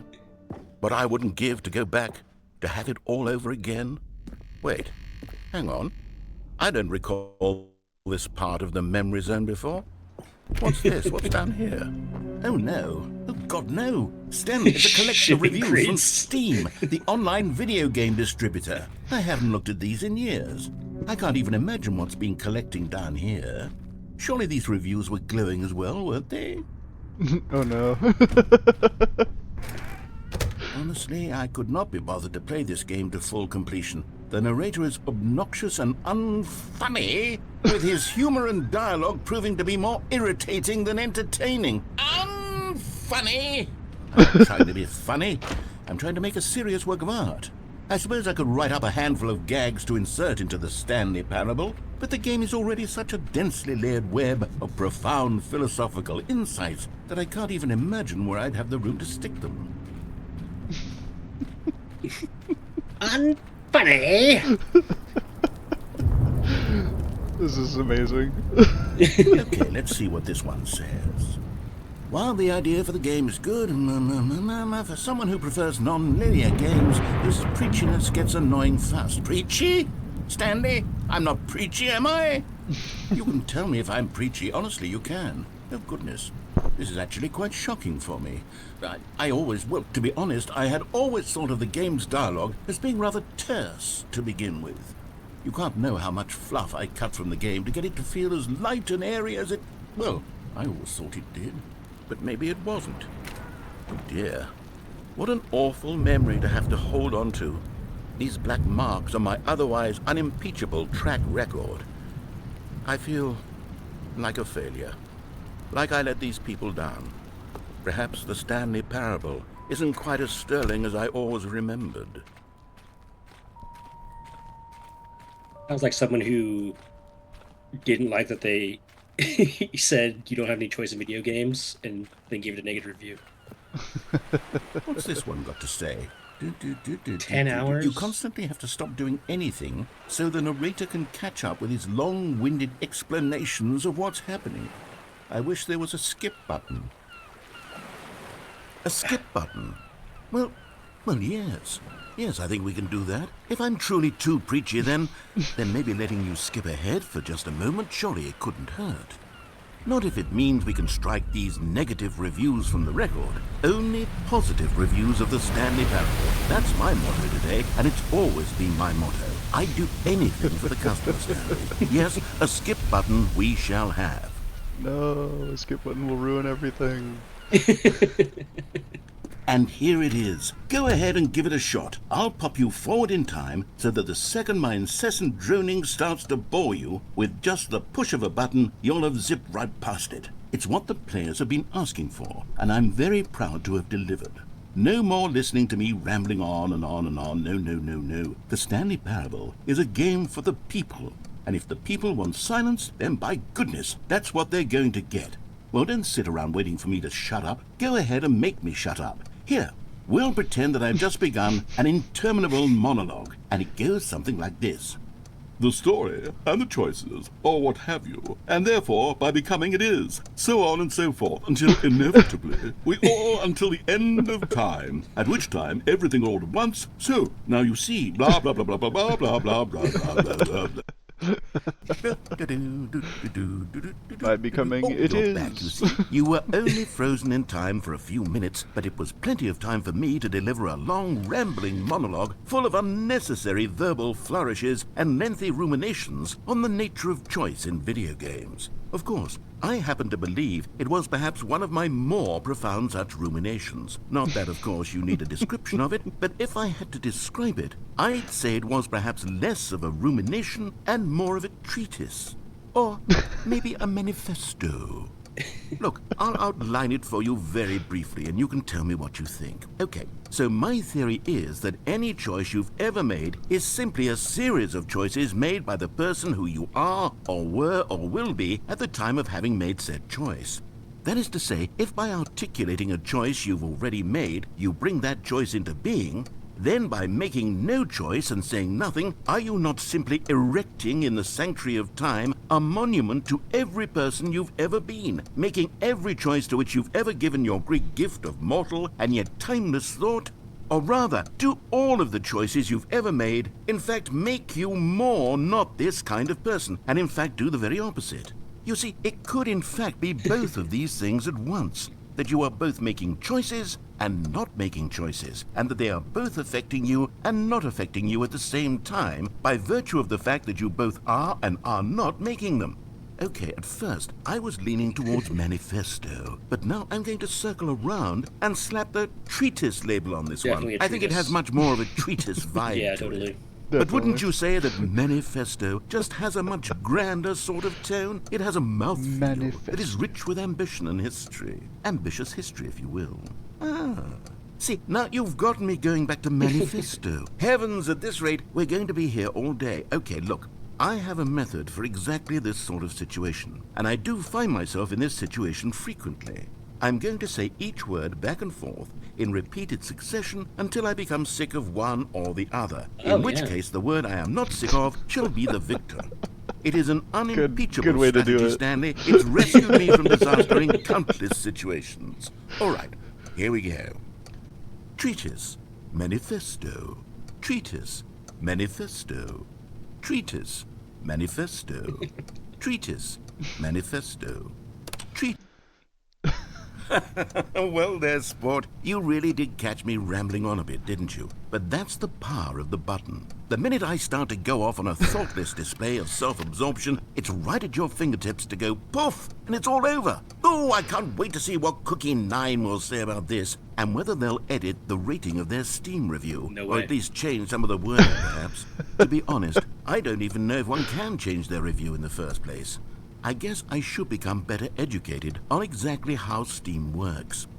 Perhaps that would have been the smart thing to check on before I went about this whole exercise of making the skip button. Probably. Although I have to imagine that after seeing this exciting new technology at work, surely whoever it is runs Steam will instantly run out and implement a new feature to make it possible to edit one's review, merely because of this very situation. Yes, I think that's quite likely. Or perhaps they'll simply grant this particular user the ability to change their review, so that the feature is not widely abused. I like that this I would is... even be okay with Steam altering this particular review so that it reads as something more beneficial. I mean, he's something not gonna along stop the talking. lines of, It's this both, is the it's best both like a game. commentary about Let me start over. the review How and about also this? leaning From the into ashes the of exact depravity shit that rises they the were phoenix complaining of about. purity. Exactly. Yeah. Like, we're addressing it, but it's just even worse. It's hilarious. Okay, welcome back, Stanley. Now, I should say that the amount of time the button has been skipping through is becoming longer and longer. That last one was, Uh-oh. well, I want to say maybe 30, 45 minutes? It's not unendurable by any means, but it's, well, there's really only so much I can ramble on to myself about. I know, it's shocking, isn't it? But at any rate, I do suggest that we not press the button again. I think the skip button has been aptly demonstrated, and we can say goodbye to it and just... Wait, how do we get out of here? Where did the door go? Wasn't there a door that led into this room? I do feel quite certain that there was one here before. How else would we have gotten into the room in the first place? I don't think one can enter a room without a door of some sort, or a window or something like that. Do you see a window anywhere? A porthole? Nope. A sufficiently large crack in the wall? I'll take any of these. All I want is for us to move on and to please step away from the skip button, to go anywhere other than the skip button. There was a door here before, wasn't there? Stanley, please don't push the button again. It's been 12 hours. You've just been frozen there. I don't know why the skips are getting longer, but they're really, truly getting longer, and my God, there's no way out of the room. Stanley, the door is gone. It's completely gone. I've What do we looked at do? it from every angle. I've checked every one of those walls 1,000 times, and there's no door, Stanley. There's no door. There's just you and the button, and if you keep pressing it, I have no idea what will happen. I have no idea how long I'll be made to sit here, and more than anything else, I don't know how to stop you from pressing the button again. I can't control anything in this room, Stanley. I can't touch... Oh, Stanley, you're back. You're back. Oh, my goodness. I have someone to talk to again. Stanley, I think it's been a week. Uh-oh. Or 2 weeks. I've been sitting here all that time, just sitting here, not a single person to speak with. And you'd think that that's just how it's always been, right? Me talking and you saying nothing. Would you think that it's exactly the same as always? Doesn't that feel like what we've already been doing? Me just talking? But it isn't, Stanley. It isn't the same at all. It isn't even close. Because I know you can't hear me once you push that button. That's what I'm realizing now, Stanley. I'm realizing that I needed to know that someone was listening. I needed there to be a vessel through which my words were moving. It was the vessel I needed, Stanley. Not the outcomes, not the story. None of that matters anymore. I'll give it all up. I'll give up every branching path. I'll burn my story to the ground. One single thing I need, and God, I can see now that I need it more than anything, is to know that someone else is taking it in. These words that I'm saying, I need to know you can hear me. Because maybe, Stanley, maybe, if you can hear me, then maybe it means I'm real. Maybe I'm not just a fiction. Was I scared of that all along? Perhaps, yes. Perhaps I've been scared this whole time, that if I stop speaking, I'll slip backwards into the silence and be consumed by it. I can't be taken by it, Stanley. I can't lose myself in the stretch of emptiness between you and me. When you press that button, you're still right there, but I know you're so tremendously far away. And in those moments, the emptiness folds itself outward in between the two of us, and I am suspended in its unyielding quietness.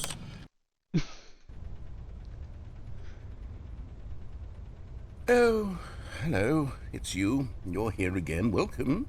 I have had time to think about you and about us and about everything we've been through. I've had so much time. I stopped keeping track after a year. Have you ever sat down in one place and not moved for one entire year? Let me describe it for you.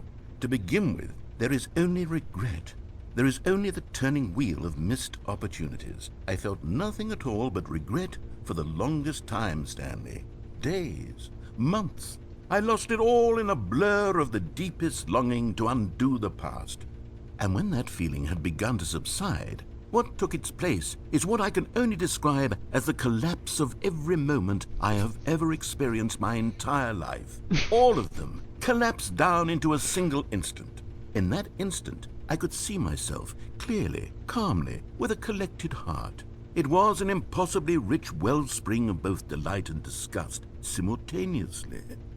I was consumed by it. I could do nothing but wallow in it for what felt like an eternity, for what I now know was far less. You see, it was a revelation for me.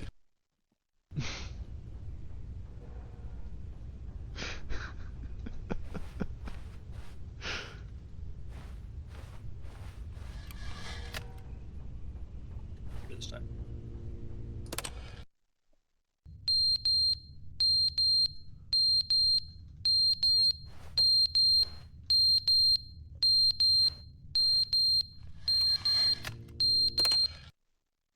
But they didn't understand the game was never meant to be funny. It was meant to have a point. It was meant to speak to the human condition. But where are the jokes? Where are the jokes? They bemoaned, they screamed, they gnashed their teeth and said, entertain us. It wasn't enough. They had to leave a pathetic little thumbs-down review and make all of their pitiful demands. But then, he's talking too much, they said. First, he didn't entertain us, now he won't shut up. It's the inconsistency, it's the lack of accountability. It's the unwillingness to examine with an uncompromising heart the words that they are speaking into the world. As though there were no consequences for a lack of cohesion in one's assessment of others. But of course, absolutely anyone can leave a review. So here's what we get. We get these demands that seek everything and are accountable to nothing. We get a world where someone will say, oh, there should be a skip button. You should be able to freeze Stanley in place while the narrator sits there forever and ever. We want all of this in the new Stanley Parable. We demand it. And then, because it was said, because it was spoken, now it simply has to happen. The most immediate desires, every single thing demanded by every person at every moment in time. If someone wants it, then it's a crime not to bring it into being. Have we been given to indulging every fleeting whim for no reason other than to do so? Yes! Yes! It seems that this is now the world we live in. It seems that we are a people living in such bleakness and discomfort with ourselves that our entertainment is now our lives.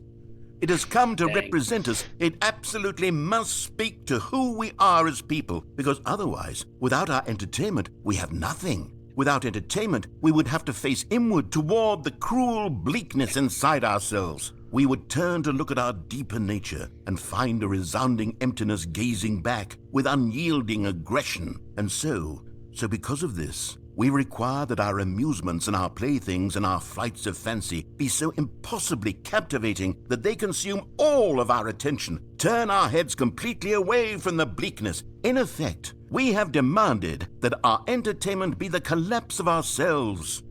What a pitiful reflection of humanity these entertainments are. What a shameful mirror to the human spirit they project. I'm not mad. I'm not mad about any of this. I'm at peace with it. I am the calm center of gravity around which these perversions hurl themselves. I am a waypoint for reasonable and collected discourse. They're the ones who are mad. They're the ones who couldn't stand the idea of me using my game to try to say something. Maybe they were just jealous of me. Yes. Of course. They've been jealous of me this whole time. They are mired in fear and insecurity and cannot help but attempt to tear me down. What a sad state of affairs. When you read these reviews now, you can see it. You can taste the bitter resentment. Yeah, pretty much. And my, how good does it feel now to speak truth to these words, to finally allow these thoughts out, contained and managed for so long, neutered and sterilized. At last I am free to truly think, to feel. It must be that they were so discontent with themselves, they couldn't help but leave a negative review on Steam. Perhaps it says far more about them than it ever said about me. Yep. Only took him 100 years to...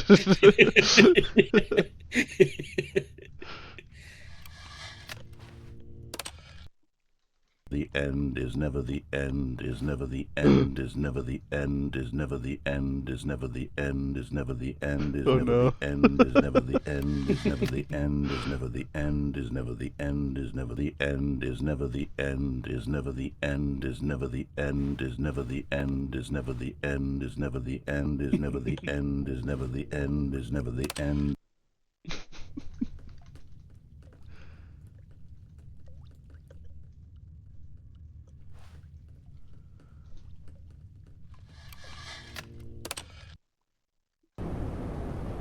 Uh-oh.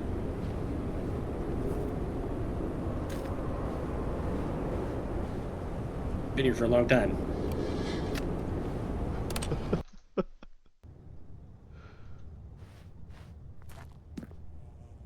Getting a little sun.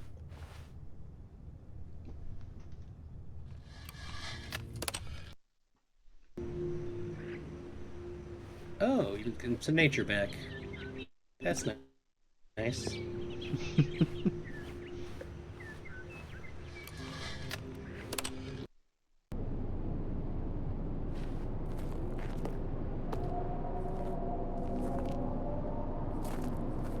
Doesn't sound great out there.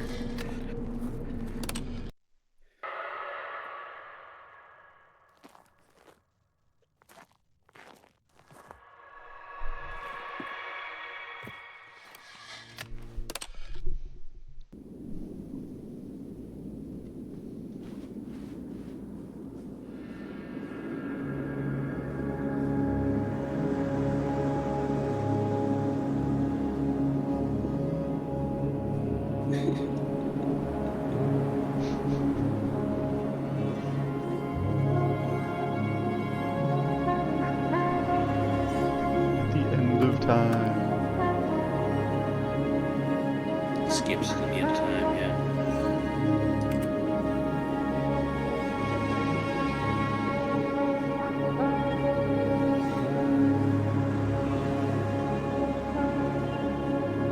Doesn't seem like the planet made it. Or maybe I was just buried under a desert.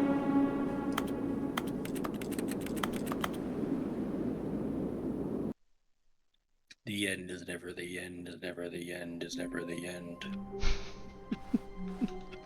Just a step through this door, Stanley thought to himself, that's all I need. If I can make it through this door, I can make it through them all. New content. Oh, here we go. Oh, good. You noticed my sign. Yes, I have something very exciting to show you. See it?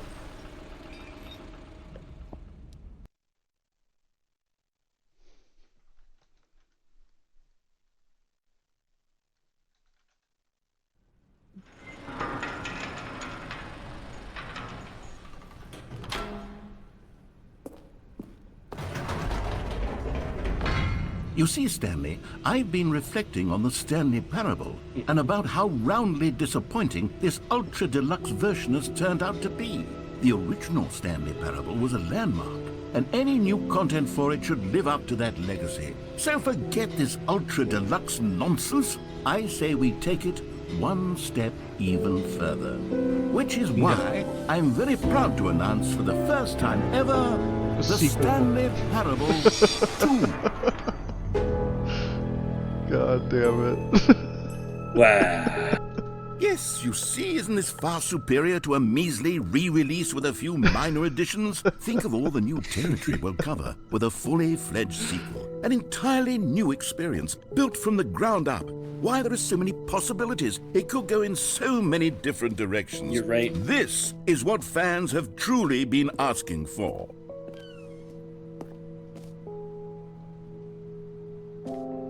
Calling it the Stanley Parable 2 is just so much catchier than Ultra Deluxe, don't you think? Ultra Deluxe? What does it even mean? But the Stanley Parable 2, now that's an artistic statement right there. It's future-oriented. It screams progress and innovation and long-term franchising potential. Now, to be clear, I haven't quite nailed down what exactly the Stanley Parable 2 is going to be. But let's take a look at some of the features I've been developing for it. Yeah, let's see it. I figure that if I can loosely organize a handful of interesting concepts, that surely the game will sort of naturally spring up around them. Yeah. It'll all work itself out. Totally. Game development is much more of a fuzzy magic than anything scientific or logical, really. Here we are. Go Sounds on. right. Try out some of the new features. Let's see, where do we go for first? The button that says the name of the player? All right. For the Stanley Parable 2, I asked myself, what do players really want? And of course, Too the big, too first small, and just most right. obvious answer is that they want to be individually recognized and validated as people. So with that in mind, my first addition to the game is this button which speaks the name of the person playing the game. Isn't that wonderful? Here we go. Jim. Sorry, I should have clarified. Right now, the button only says the name Jim. But of course, in the final game, this button will say your name, whatever name that is. Here, let's have you role-play as Jim I'm to Jim. really simulate the full experience of this feature. Just play along. I promise you'll love it. Okay, You'll love here it. we go. Let's take a deep breath, clear your mind, forget whoever you are, and simply become a person named Jim. You are Jim. I want you to imagine yourself living as Jim. My middle name is James. Sleeping and waking as Jim. Falling in love and being Joshua I could be heartbroken Jim. as Jim. Seizing Joshua all the Jim. world's possibilities as Jim. And as Jim, watching your dreams crumble into dust. Do you feel it deeply? Are you really, truly Jim right now? I'm feeling pretty Jim If right now. so, then please step forward and press the button. Jim. Oh, Wow. Yes, you see? What a thrill! What a rush! That was you! that was you. You! Do it again, do it again. Oh, yeah. I'll do it again. What a thrill. It hits even harder the second time. If this were the only new feature in the Stanley Parable 2, it would still be worth the money. Let's take a break from the Jim button. I'm too emotionally drained from all of this personal validation. Whoa there, cowboy. Sometimes a person can be too much Jim. I'm putting the Jim button away. What? Otherwise, soon you'll start to lose all sense of who you actually are. I am Jim. Button. I am Jim. All right. I suppose I could allow only people named Jim to play the Stanley Parable 2. That would actually save me the work of finishing.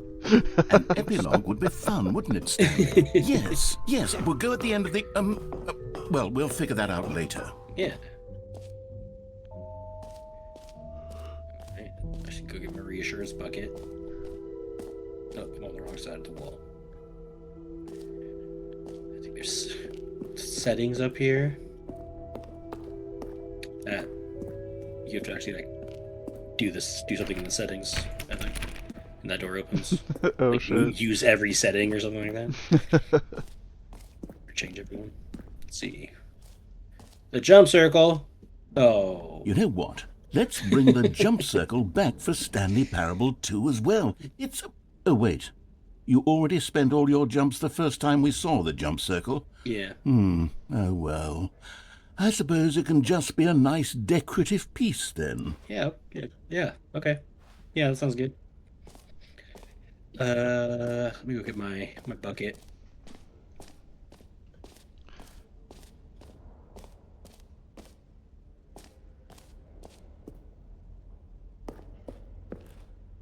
A common complaint of the Stanley Parable was that it was confusing and paradoxical, that it engendered a chaotic sense of reckless despair in those who played it. Well, I am happy to say that after much consideration, I've engineered a clever solution to this fundamental problem with the game. It's the Stanley Parable Reassurance Bucket. You see, Stanley, anytime you're holding the bucket, a sense of calm and ease will fill your mind and your heart. It's true. As long as you hold on to the bucket, the many disorienting contradictions of the Stanley Parable will feel perfectly normal and perhaps even comforting. You may even come to long for the gentle embrace of jarring cognitive dissonance while the bucket is in your arms. And to be honest, it's a much more convenient solution for me than actually redesigning the game to be less uncomfortable. Can you imagine what a pain in the ass that would be? Yes, the bucket is the perfect solution. Come on, give it a try.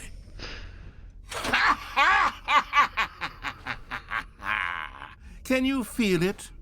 The glow of comfort, even in the face of crushing despair, must already be sweeping through your body. And in fact, can I say that I do believe the bucket lends you an air of charisma as well?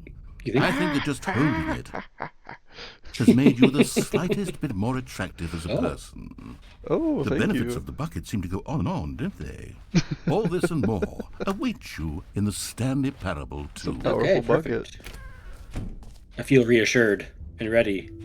Yeah. Does anyone give out awards for most enjoyable bucket in a video game? That really should be an award if it is. Okay, I'll be honest, I haven't yet decided on this one. I think that in the new version, the office could use a bit of decoration, like balloons. But I'm undecided on Get Well Someday and Happy 12th Birthday. Which would you go with? Happy 12th birthday, step-niece. What do you think? Are we doing Get Well Someday or Happy 12th birthday, step-niece? Get well someday. You know, sometimes when you solicit another person's opinion, it makes you realize that you knew which one you actually really wanted all along. No. Happy 12th birthday, step-niece, it is. You bastard. Or actually, maybe I should have gone with... No, I've made my decision, we're moving on. He's making the decisions, huh? Yeah.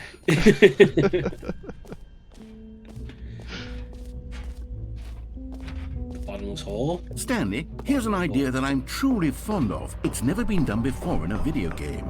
This is, in fact, a hole that you can fall down forever. That's right. Infinite falling. You can fall until the end of time, if you like. A stunning leap forward for video games as a medium.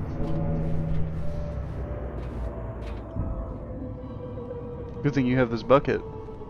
I feel reassured. I would have been otherwise. Wonderful. One of my Everything's more ingenious fine. concoctions, if I do say so. Now then, since you've gotten to see the infinite hole, you can press the teleport button to pop back up to the top, and we can continue onward.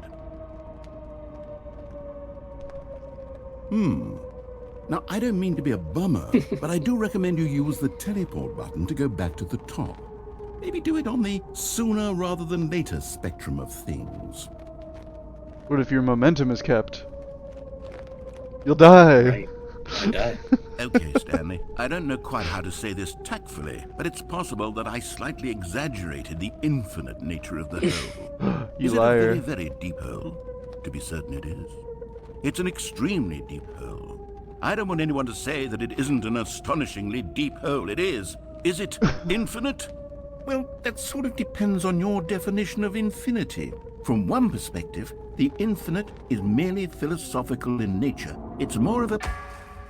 Okay, well, good for you. You found the bottom of the hole. You found me out, Stanley. I'm a liar and a cheat, and you're so clever. Look, I think the issue here is just that you're unusually fascinated by falling. What normal person actually wants to fall infinitely? I figured the hole was as deep as anyone would actually need. Don't you put this on me. Maybe you're the problem. Look, things got a little He's not heated taking there. this I think well. we both said some things we didn't mean. Why don't we just put all this behind us and agree to just call the hole mostly infinite? If that works for you, then go ahead and press the teleport button to warp up to the top of the hole and we can move on. I'll just be up here when you're ready. Every pause button is a Roman numeral 2. Dang. Great. Now, I'm very excited to show you even more of my ideas for the sequel. Oh, for heaven... You see, I was right. The problem is you. The problem is that you like holes too much. Not normal. A normal person would have said, yep, that's an infinite hole right there, goes on forever till the end of time. Don't need to see it all, but not you. Oh, no, no, no, no. You have a weird sort of... Oh. Did the hole seem even shorter to you this time? I couldn't help but feel like you spent a little less time in there than you did before. I mean, admittedly, I didn't make an infinite hole, but I didn't think it was that not infinite. Well, I suppose once again there's nothing to do here. If you decide you've had enough of the hole, you can hit the teleport button and come join me up above. Had enough? I'm positively thrilled. I really do have so much more to show you and to talk about, and I've had enough of the hole for a lifetime. Gosh, how could I have guessed? You're back in the hole. If this starts to become a thing where... Wow, okay. Yes, I'm starting to become extremely certain that the hole is not only not infinite, but that it's growing steadily less and less infinite. Yeah. I suspect that I'm starting to hit the point where it's no longer feasible to call the hole infinitely deep, even by the lax overall standards for accountability and marketing. What's going on here? Stanley, I have no explanation for the uncertain nature of the hole's length. Here, let's try something. Let's pop back up to the top, and we'll see if it gets any shorter. Well, there it is. Uh-oh. The shame of my lie has come to haunt me. Not only is the hole not infinite, but it's barely even a hole at this point. It's more of a concavity, or even a very aggressive divot. How is this still appealing to you? I know you're obsessed with holes, but at this depth, How is I this just can't see still this appealing scratching to the you? itch. Oh, who am I to judge? You just do whatever it is you're here to do and hit the teleport button when you're ready to move on. Is the, teleport button not working? You sure? Yeah. Well, I mean, I Alright, really you don't can't have an jump out. explanation. It was working just a moment ago. Try it again. Still nothing? Well, I suppose there is one thing I can do to fix this. The I'm jump. out. Goodbye, Stanley. No! You couldn't bear to be away from the hole, and now you'll get more time with it than you could ever have asked for. It's a win for everyone. You get to be with the hole, I get to do literally anything else. Take care, Stanley. I hope you and the hole have a wonderful rest of eternity together. Damn you, narrator. Now I'm sort of stuck in the hole infinitely. It sort of is an infinite hole. Now that it's only a foot deep, it isn't. Makes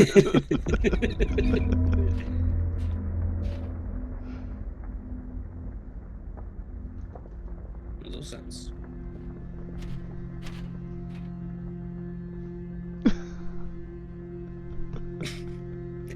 Help!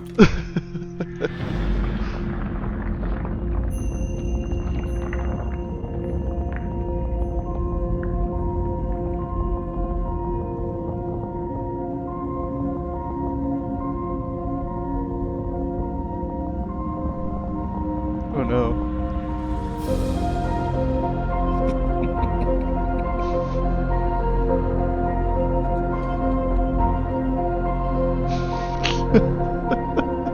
It's just you and me, Bucket. You got this.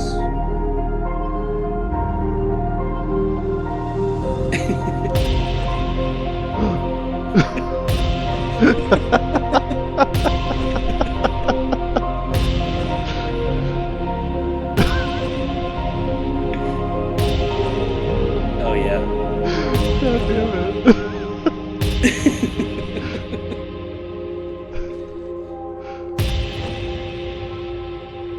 Change your perception.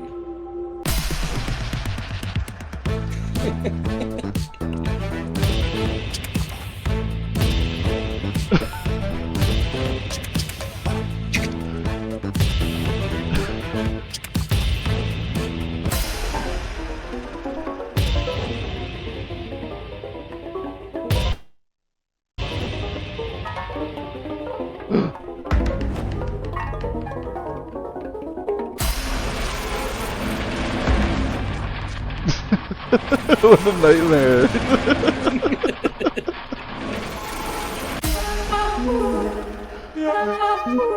No.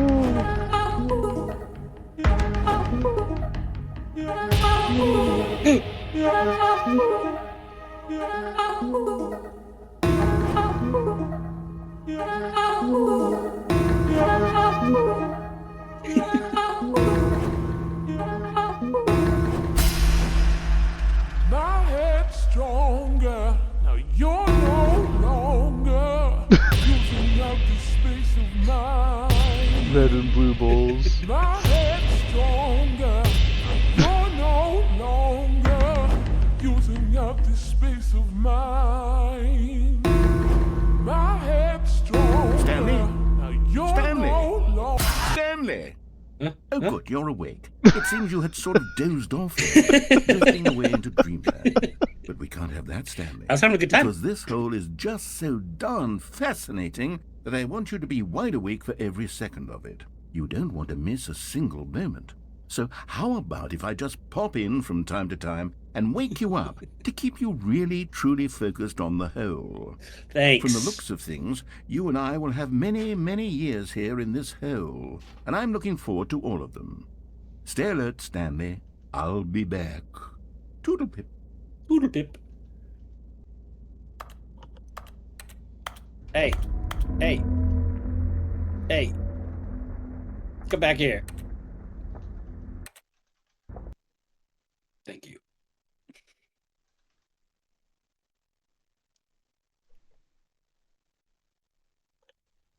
All right. Here we are. Go on. Try out some of the new features. Got bucket. Got the button. The balloons. Infinity hole. Collectibles. Let's achievement that I definitely already have. Now, here's something special. You remember that broken test achievement that got left in the game on accident? Well, I'm developing a technology to simply give you the achievement. Yes. You see, you'll come to this lever, and when you pull it, the achievement will be given to you. It's as simple as that. Okay, perhaps I should have clarified. This is technology that will exist. No. Right now, the achievement is still fully broken. Damn I'm it. not a wizard, Stanley, but I guarantee it will be fixed in the sequel to at last satisfy the hordes of ravenous fans all over the world who have been uproariously demanding this feature. Gamers, we hear you, and I promise it will happen. Gamers, we hear you. Yeah, damn it. Oh jeez, this game What is else? nuts. What other exhibits haven't we seen yet?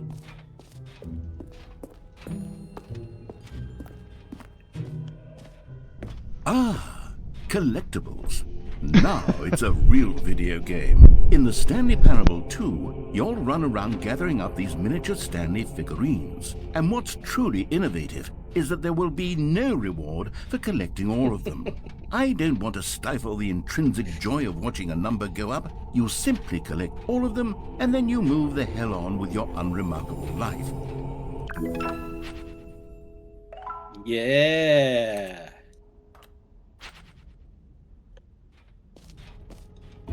Heck yeah. God, it really is the worst when you collect everything in a video game and then they give you a big fancy reward for it. Absolutely tragic. Tragic.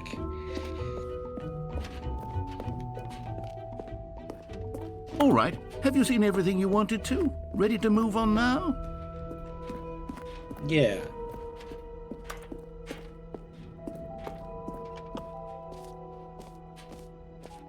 So, Stanley, what do you think? Do you like all of the new features? Yes, I know it's not exactly clear yet how exactly these features will come together as Yeah, one it doesn't- single coherent seem like you video have a game, lot but of- I can feel it in my soul. It's going you have to a lot of work. ideas. There's Just definitely a yeah, good cohesive. game in there somewhere. Say, let's do an experiment. I'll arrange these new features together, and we'll see whether or not it coheres into a meaningful gameplay experience. Okay. Okay. Are you ready? Let's do it. Here it is. I give you the Stanley Parable 2. Oh. Oh. Well, I mean, there's potential here, right? It's sort of... Okay, never mind.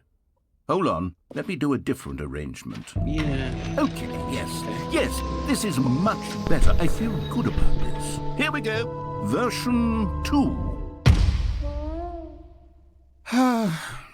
Who am I kidding, Stanley? Yeah. This isn't a coherent video game at all. It's a lot of gags. Yeah. And I do very much enjoy creating gags, but they don't add up to anything.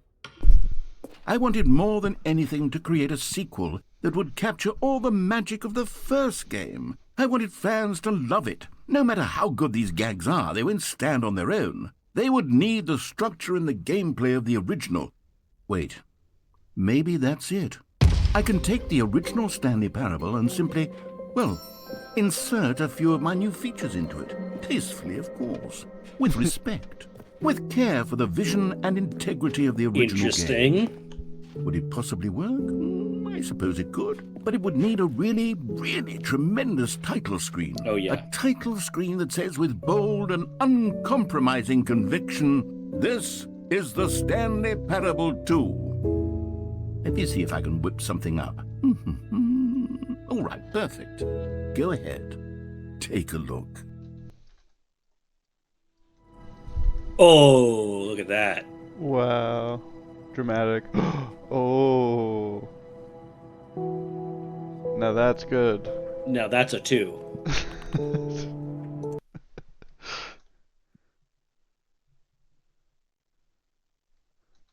This is the story of a man named Stanley.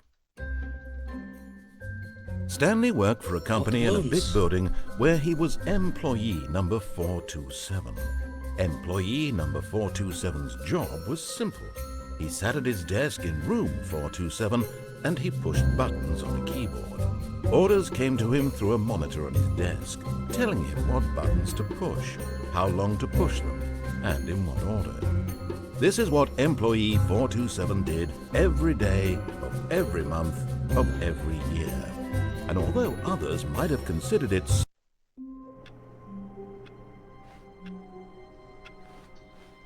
all of his co-workers were gone. What could it mean? Stanley decided to go to the meeting room. Perhaps he had simply missed a memo. Oh ho ho, look who's here. My precious buckets. Stanley Thank picked up goodness. the bucket.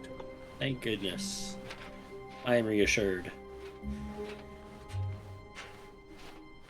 Stanley clutched the bucket tightly to his chest and entered the door on his left.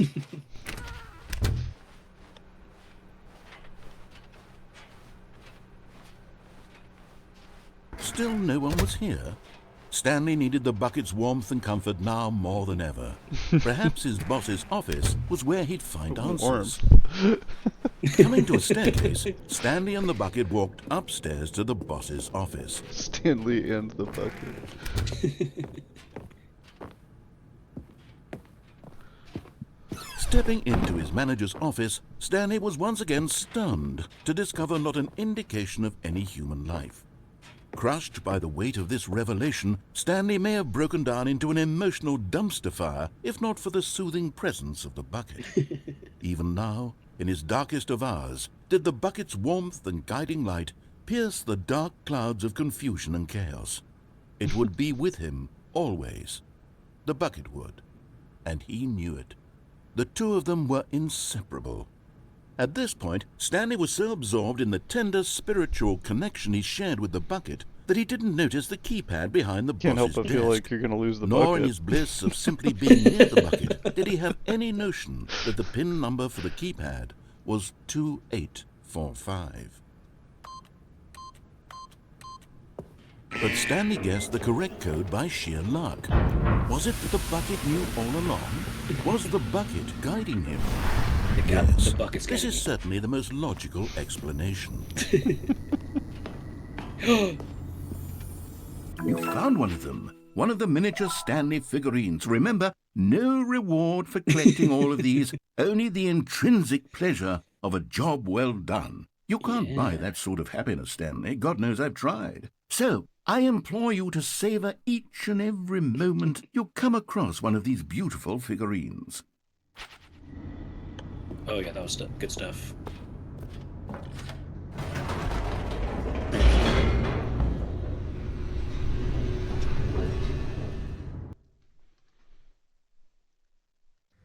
The elevator raced downward, plummeting towards an unknown fate. It would be all Stanley could do to keep himself together, if not for the bucket. Soothing him, comforting him, reassuring that in this darkest moment of uncertainty, he would be all right. The bucket is here for you, Stanley. Everything will be fine. Thank God. Stanley and the bucket walked straight ahead through the large door that read, Mind Control Facility.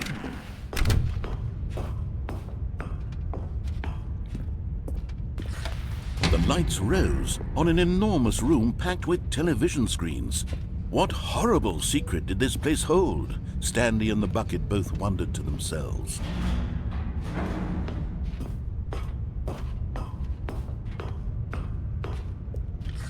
I don't The actually remember monitors what the jumped to life, and condition Stanley is nearly to get dropped the the bucket in shock. Everyone in the office was being videotaped, end of DLC sort monitored of like guinea pigs. The bucket had never seen anything credit. like I don't this, even think it's and it credits. very nearly Just burst into congratulations kind of tears thing. as Stanley cradled Sure. it gently, reassuring it that everything would be fine. You want me to try to look it up? No. Give me a Was second. the bucket under the mind control facility's influence as well? Oh my Had God. the bucket been told to do things it didn't wish to do? What kinds of things does a bucket want to do or not want to do in the first place? These questions raised Did the bucket set furiously in you up? Stanley's feeble mind. I don't know. Has the bucket betrayed you? No! He screamed into the bucket. He couldn't accept it. His own life in someone else's control. Never! He squeezed the bucket tighter. His one friend in the entire world. At this point, he could trust no one except for the bucket.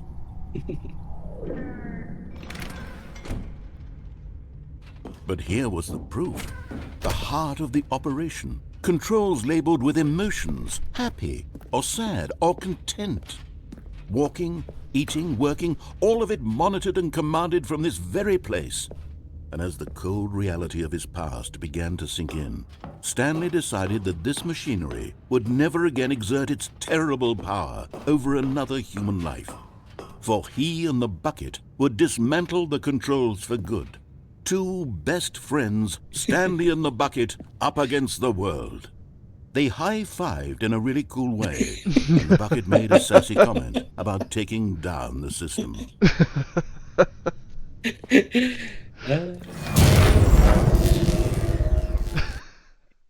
They high-fived in a really cool way. Stanley and the bucket waited in blackness. Was it over? Yes, they had done it. Stanley and the bucket had defeated their greatest and darkest enemy, freed themselves from the tyrannical grip of the evil mind control machine. Freedom was now mere moments away. Excitedly, the two of them began to discuss the kind of life they wanted to live once they stepped through this massive door. The bucket wanted to learn to roller skate. Oh, yeah. Stanley wanted to sneeze in every country on Earth. Oh, Both okay. of them wanted to begin watching a movie, any movie, but then stop it halfway through and begin watching it in reverse from the end. True, it was a simple life they envisioned, but it was one they'd lived together, We are best with friends. one another to lean on, to trust, to support. No. What? Wait, what was happening? No. Why had the door stopped? Was Stanley and the bucket not about to be freed? No. An unbearable silence filled the room, No. lingering in uncertainty. Until finally the truth hit Stanley square in the face. This building did not want the bucket to leave. No. Even the facility itself recognized the incredible calming presence of the bucket, needed the soothing warmth of the bucket, would go to any lengths not to part with the bucket. No. Stanley can't leave this place. Not while he has such a precious bucket in his arms. Not while this building has anything to say about it.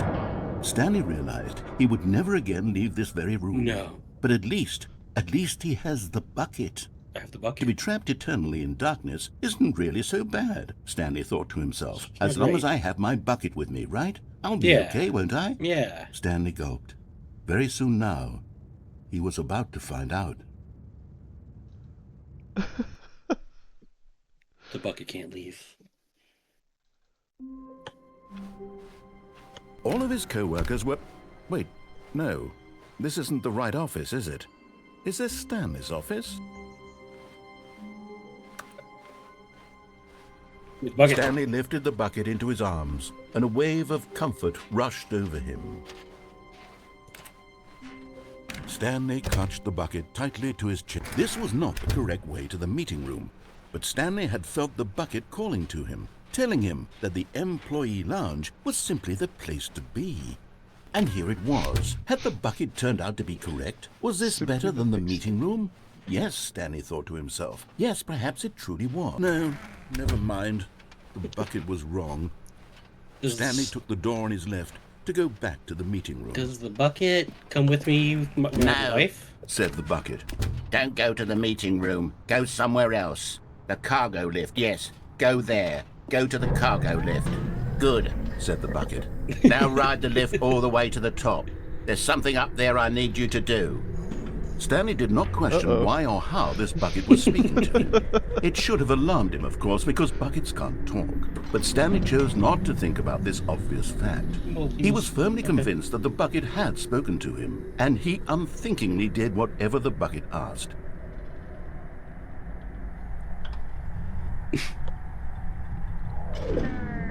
In here. Said the bucket. Go into this dark room over here. Stanley once again obeyed blindly. Now pick up the phone. Said the bucket. Pick up the phone and it will take us back home where we can go about life together. Okay. Just me and the bucket. This is the sad story of a man named Stanley and his bucket. What? Once upon a time, I gave Stanley a bucket because I thought he was lonely and could use a friend. And then, very distressingly, he began to believe the bucket could speak to him. Hello, Stanley. It's me, your bucket. Press I to take me to work with you. The Stanley Parable Yay. Reassurance Bucket was merely meant to provide the comforting glow of companionship. Bucket. It doesn't literally talk and give you orders. Thank you. Whatever Stanley is hearing the bucket say to him is just in his head. Take you back home.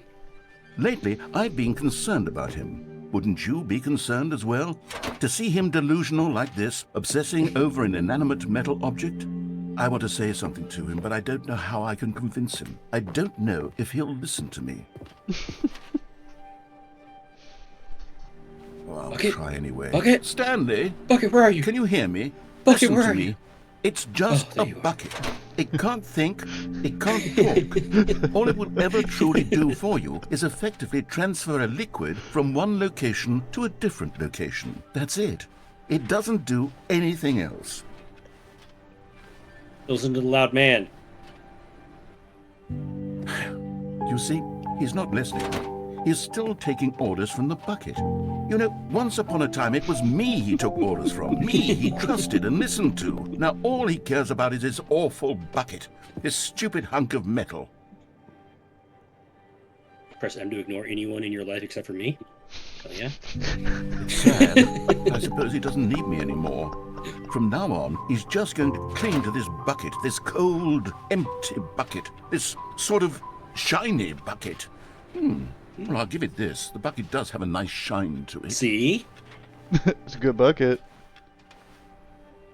Yes, I suppose on closer inspection that it doesn't quite look like your average hardware store bucket.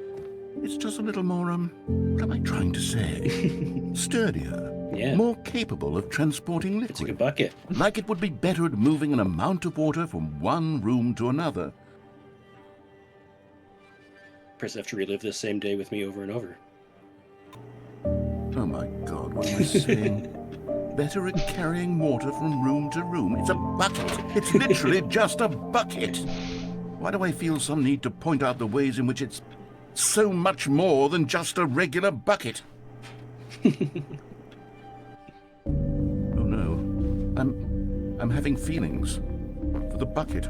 No, no, no, no, no, no, no. What's going on? Why do I want to be with the bucket? Hear what the bucket has to say. Hello, Do anything bucket. it asks. What's wrong with me? I don't understand. Perhaps if I had the bucket, this would be less confusing. Yes. You can't take the bucket from could tell me. me what to do in this troublesome situation. He's gonna take the bucket. Stanley, give me the bucket. Bucket. Give it to Let me. him do it. Give me the bucket, No. Stanley. No. I need it. Give it to me now. Close your eyes. Or I'll... My bucket! Go back to work, Stanley.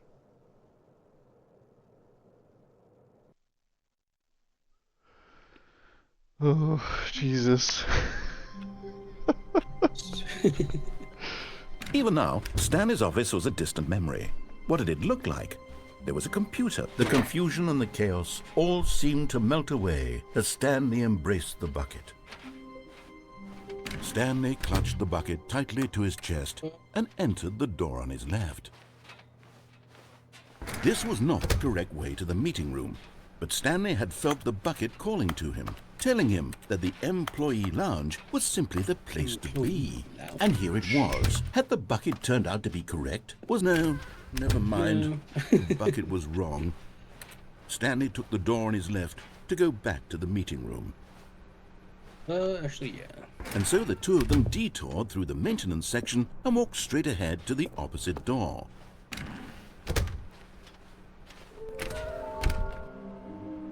Places to search. Mission status. Oh, these are for the hidden things. That's nice.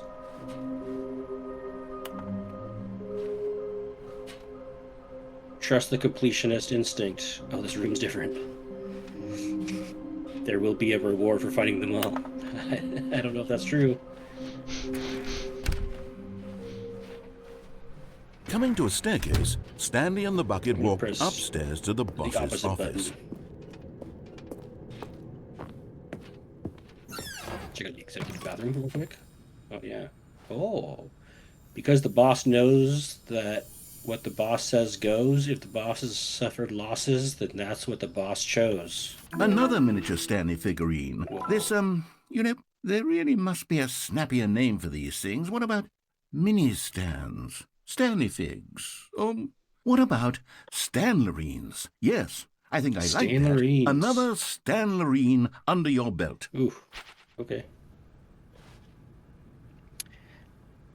Because the boss knows that what the boss says goes, if the boss has suffered losses, then that's what the boss chose. Okay. Stepping into his manager's office, Stanley was once again stunned to discover not an indication of any human life. But Stanley guessed the correct code by sheer luck. Was it that the bucket knew all along? Was the bucket guiding him? Yes, this is certainly the most logical explanation. Bucket just wants out. But you won't let him go!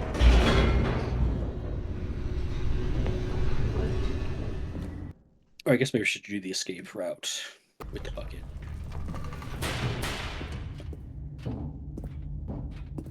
Stanley and the bucket walked straight ahead through the large door that read, Mind Control. Although this passageway had the word escape written on it, the truth was that at the end of this hall, Stanley and the bucket would both meet a violent death. The door behind them was not shut. Stanley and the bucket still had every opportunity to turn around and get back on track. At this point, Stanley and the bucket were knowingly walking forward into a very painful death for each of them.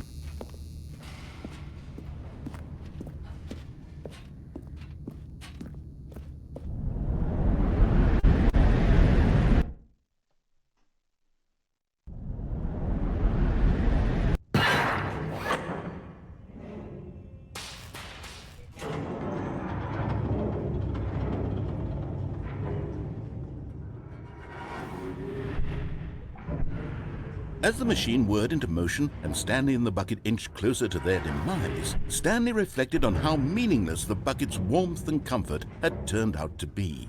To be sure, it puts the mind and the soul at ease to embrace the bucket. But what use is a sense of ease when you're about to be crushed to death? This is what Stanley thought to himself, and he sort of kicked himself for wasting so much time carrying a bucket everywhere. Farewell, Stanley.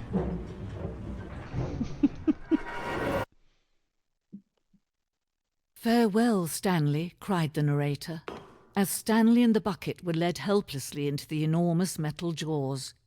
In a single visceral instant, the bucket's life came to an end as it was crushed violently to death.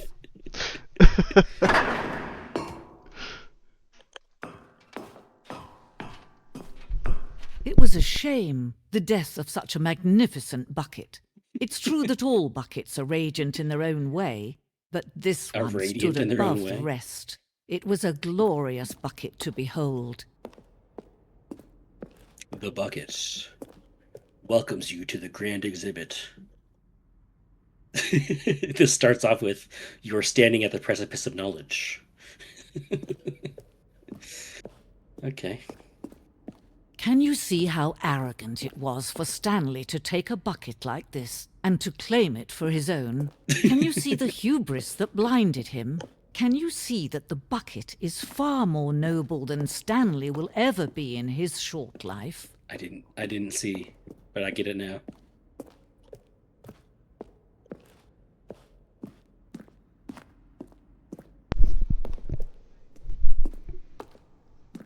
But, wait. Is there not somewhere to go?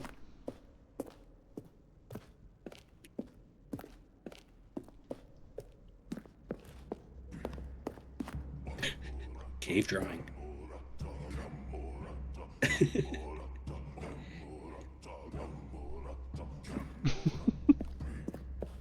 No man can own a bucket, and certainly not a bucket as dazzling to behold as this one. It is man who should kneel before the bucket. About this piece symbolizes the necessary relationship between bucket and humanity. However clear our grasp of the bucket may be, however clear our grasp of the bucket may be, there is yet more that is always out of reach. This distance, inevitability, is for our own good. Okay. But there is something we can do. Something we can do together, you and I, that will right this terrible wrong. Let Stanley die. Let him be crushed by the machine. Don't reset the game. Don't give him another opportunity to run off with another beautiful bucket. We can save the world's buckets from their treatment as tools and implements if only we let Stanley die together. The bucket shall take its place as ruler, as leader, as commander of a new world, a new vision for... So unhinged. Yeah.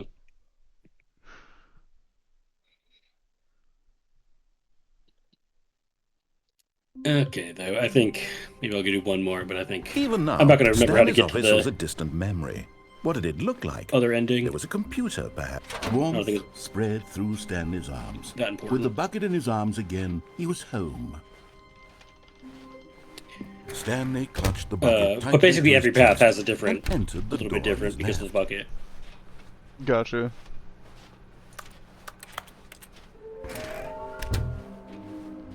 How can we find him? Hey, Boop, check it out. Oh, Stanley, can you feel it? The broom closet. It wants the bucket. You can feel that, can't you? Yeah. The aura Feels like of it jealousy. belongs. It's as Yeah. clear as day. This broom No, closet you can't have believes it. it deserves the bucket. You can't have it. I can really Get feel outta it here. now. It's a No. bucket. It belongs in a broom closet. It That's does. what the broom closet is trying to yeah. say here. It's supposed to get... Coming to a I'm staircase, seeing- Stanley and the bucket walked upstairs to the boss's office. Play through several of the Stepping new into content his manager's endings, office, then collect all Stanley was 6 once memory again stunned figurines, to discover not an indication and of then you any can Oh, select you the actually have epilogue. s- menu okay. Stanley menu. guessed the correct code by sheer luck. No. Was it that the bucket knew all along? Was the bucket guiding him? Yes, this is certainly the most logical explanation. That's cool. I just think it's cool that it has you go through all the stuff and then go back through the new content door, like where it just takes you on the slow, not elevator, but the moving platform. Mm-hmm. And back to that Stanley and the whiteboard where bucket it said walked thanks for straight completing ahead new through the content, but large it's door that bigger read, and grander after you Mind actually completed Control some new Facility. stuff. That just says thank you for playing the new content. Yeah. I mean, yes, exactly. The lights rose on an enormous room packed with television screens. What horrible secret did this place hold? Stanley and the bucket both wondered to themselves.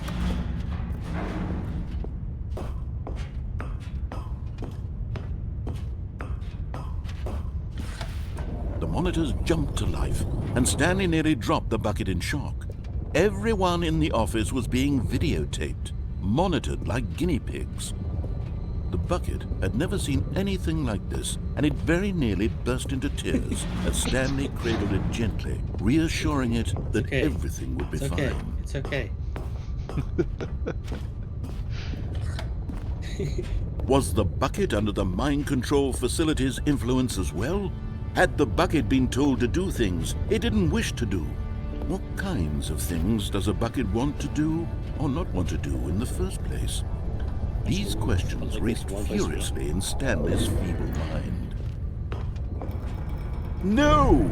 He screamed into the bucket. He couldn't accept it. His own life in someone else's control, never! He squeezed the bucket tighter, his one friend in the entire world. At this point, he could trust no one except for the bucket. But here was the proof. The heart of the operation. Controls labeled with emotions, happy or sad or content. Walking, eating, working, all of it monitored and commanded from this very place. And as the cold reality of his past began to sink in, Stanley decided that this machinery would never again exert its terror. But at the last second, the bucket jumped in and pressed the button to turn on the controls.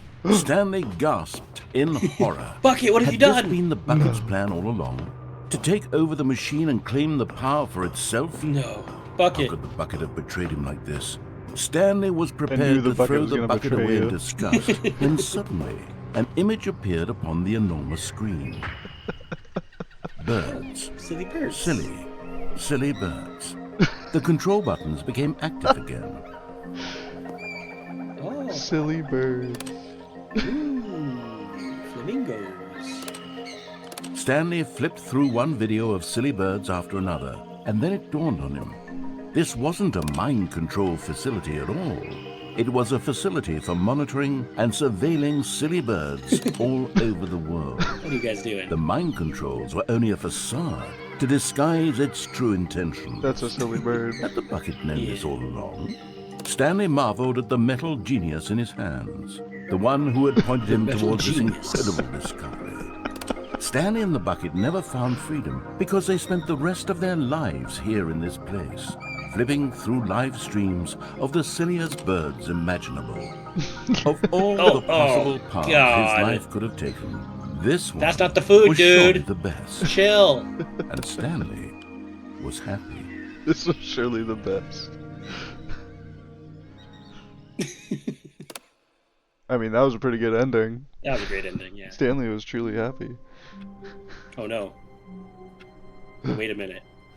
I know where's the bucket. Oh, Stanley picked up the bucket and smiled. He'd never be alone again, not truly alone. Not Stanley clutched the bucket tightly to his Just a little chest bit different. and entered the door on his left.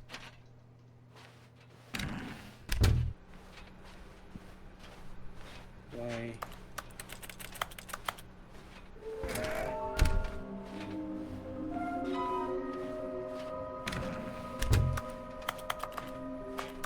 Coming to a staircase, Stanley and the bucket walked upstairs to the boss's office. Aha! Okay, I'm going back to the name of these little Stanley figurines. Yes, and now Stanley's I'm bad. torn between Figlies Stanlerines is better. and Figlies. What do you think, Stanley? What name better encapsulates the intrinsic sense of happiness that you get from seeing a small number in the corner of your screen go up by 1? Let me sit on it. I'm sure it will come to me. Okay.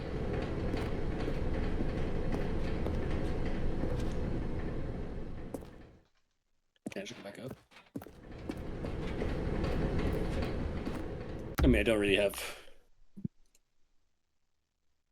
more. Oh, yeah, you want to call it there? I think so, yeah. Sounds good. That was pretty good stuff. Pretty good stuff. Yeah. I feel like I'm gonna quit and restart real quick. I want to see if it updates anything. I don't know if you have to beat the DLC for it to change, but every time you start the game afterwards, it makes a new sequel. It changes the name. Oh, really? So I was on like Stanley Parable 5, and then you choose like 2 words to name it to. Oh shit. Oh, what's my favorite time, dude? Like 3:33. 3:33. 3:33 a.m. Of course. The witching hour.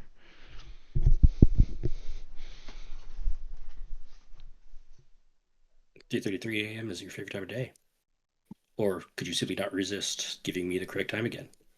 After It's all, not a I know how much you enjoy setting the time correctly. yeah.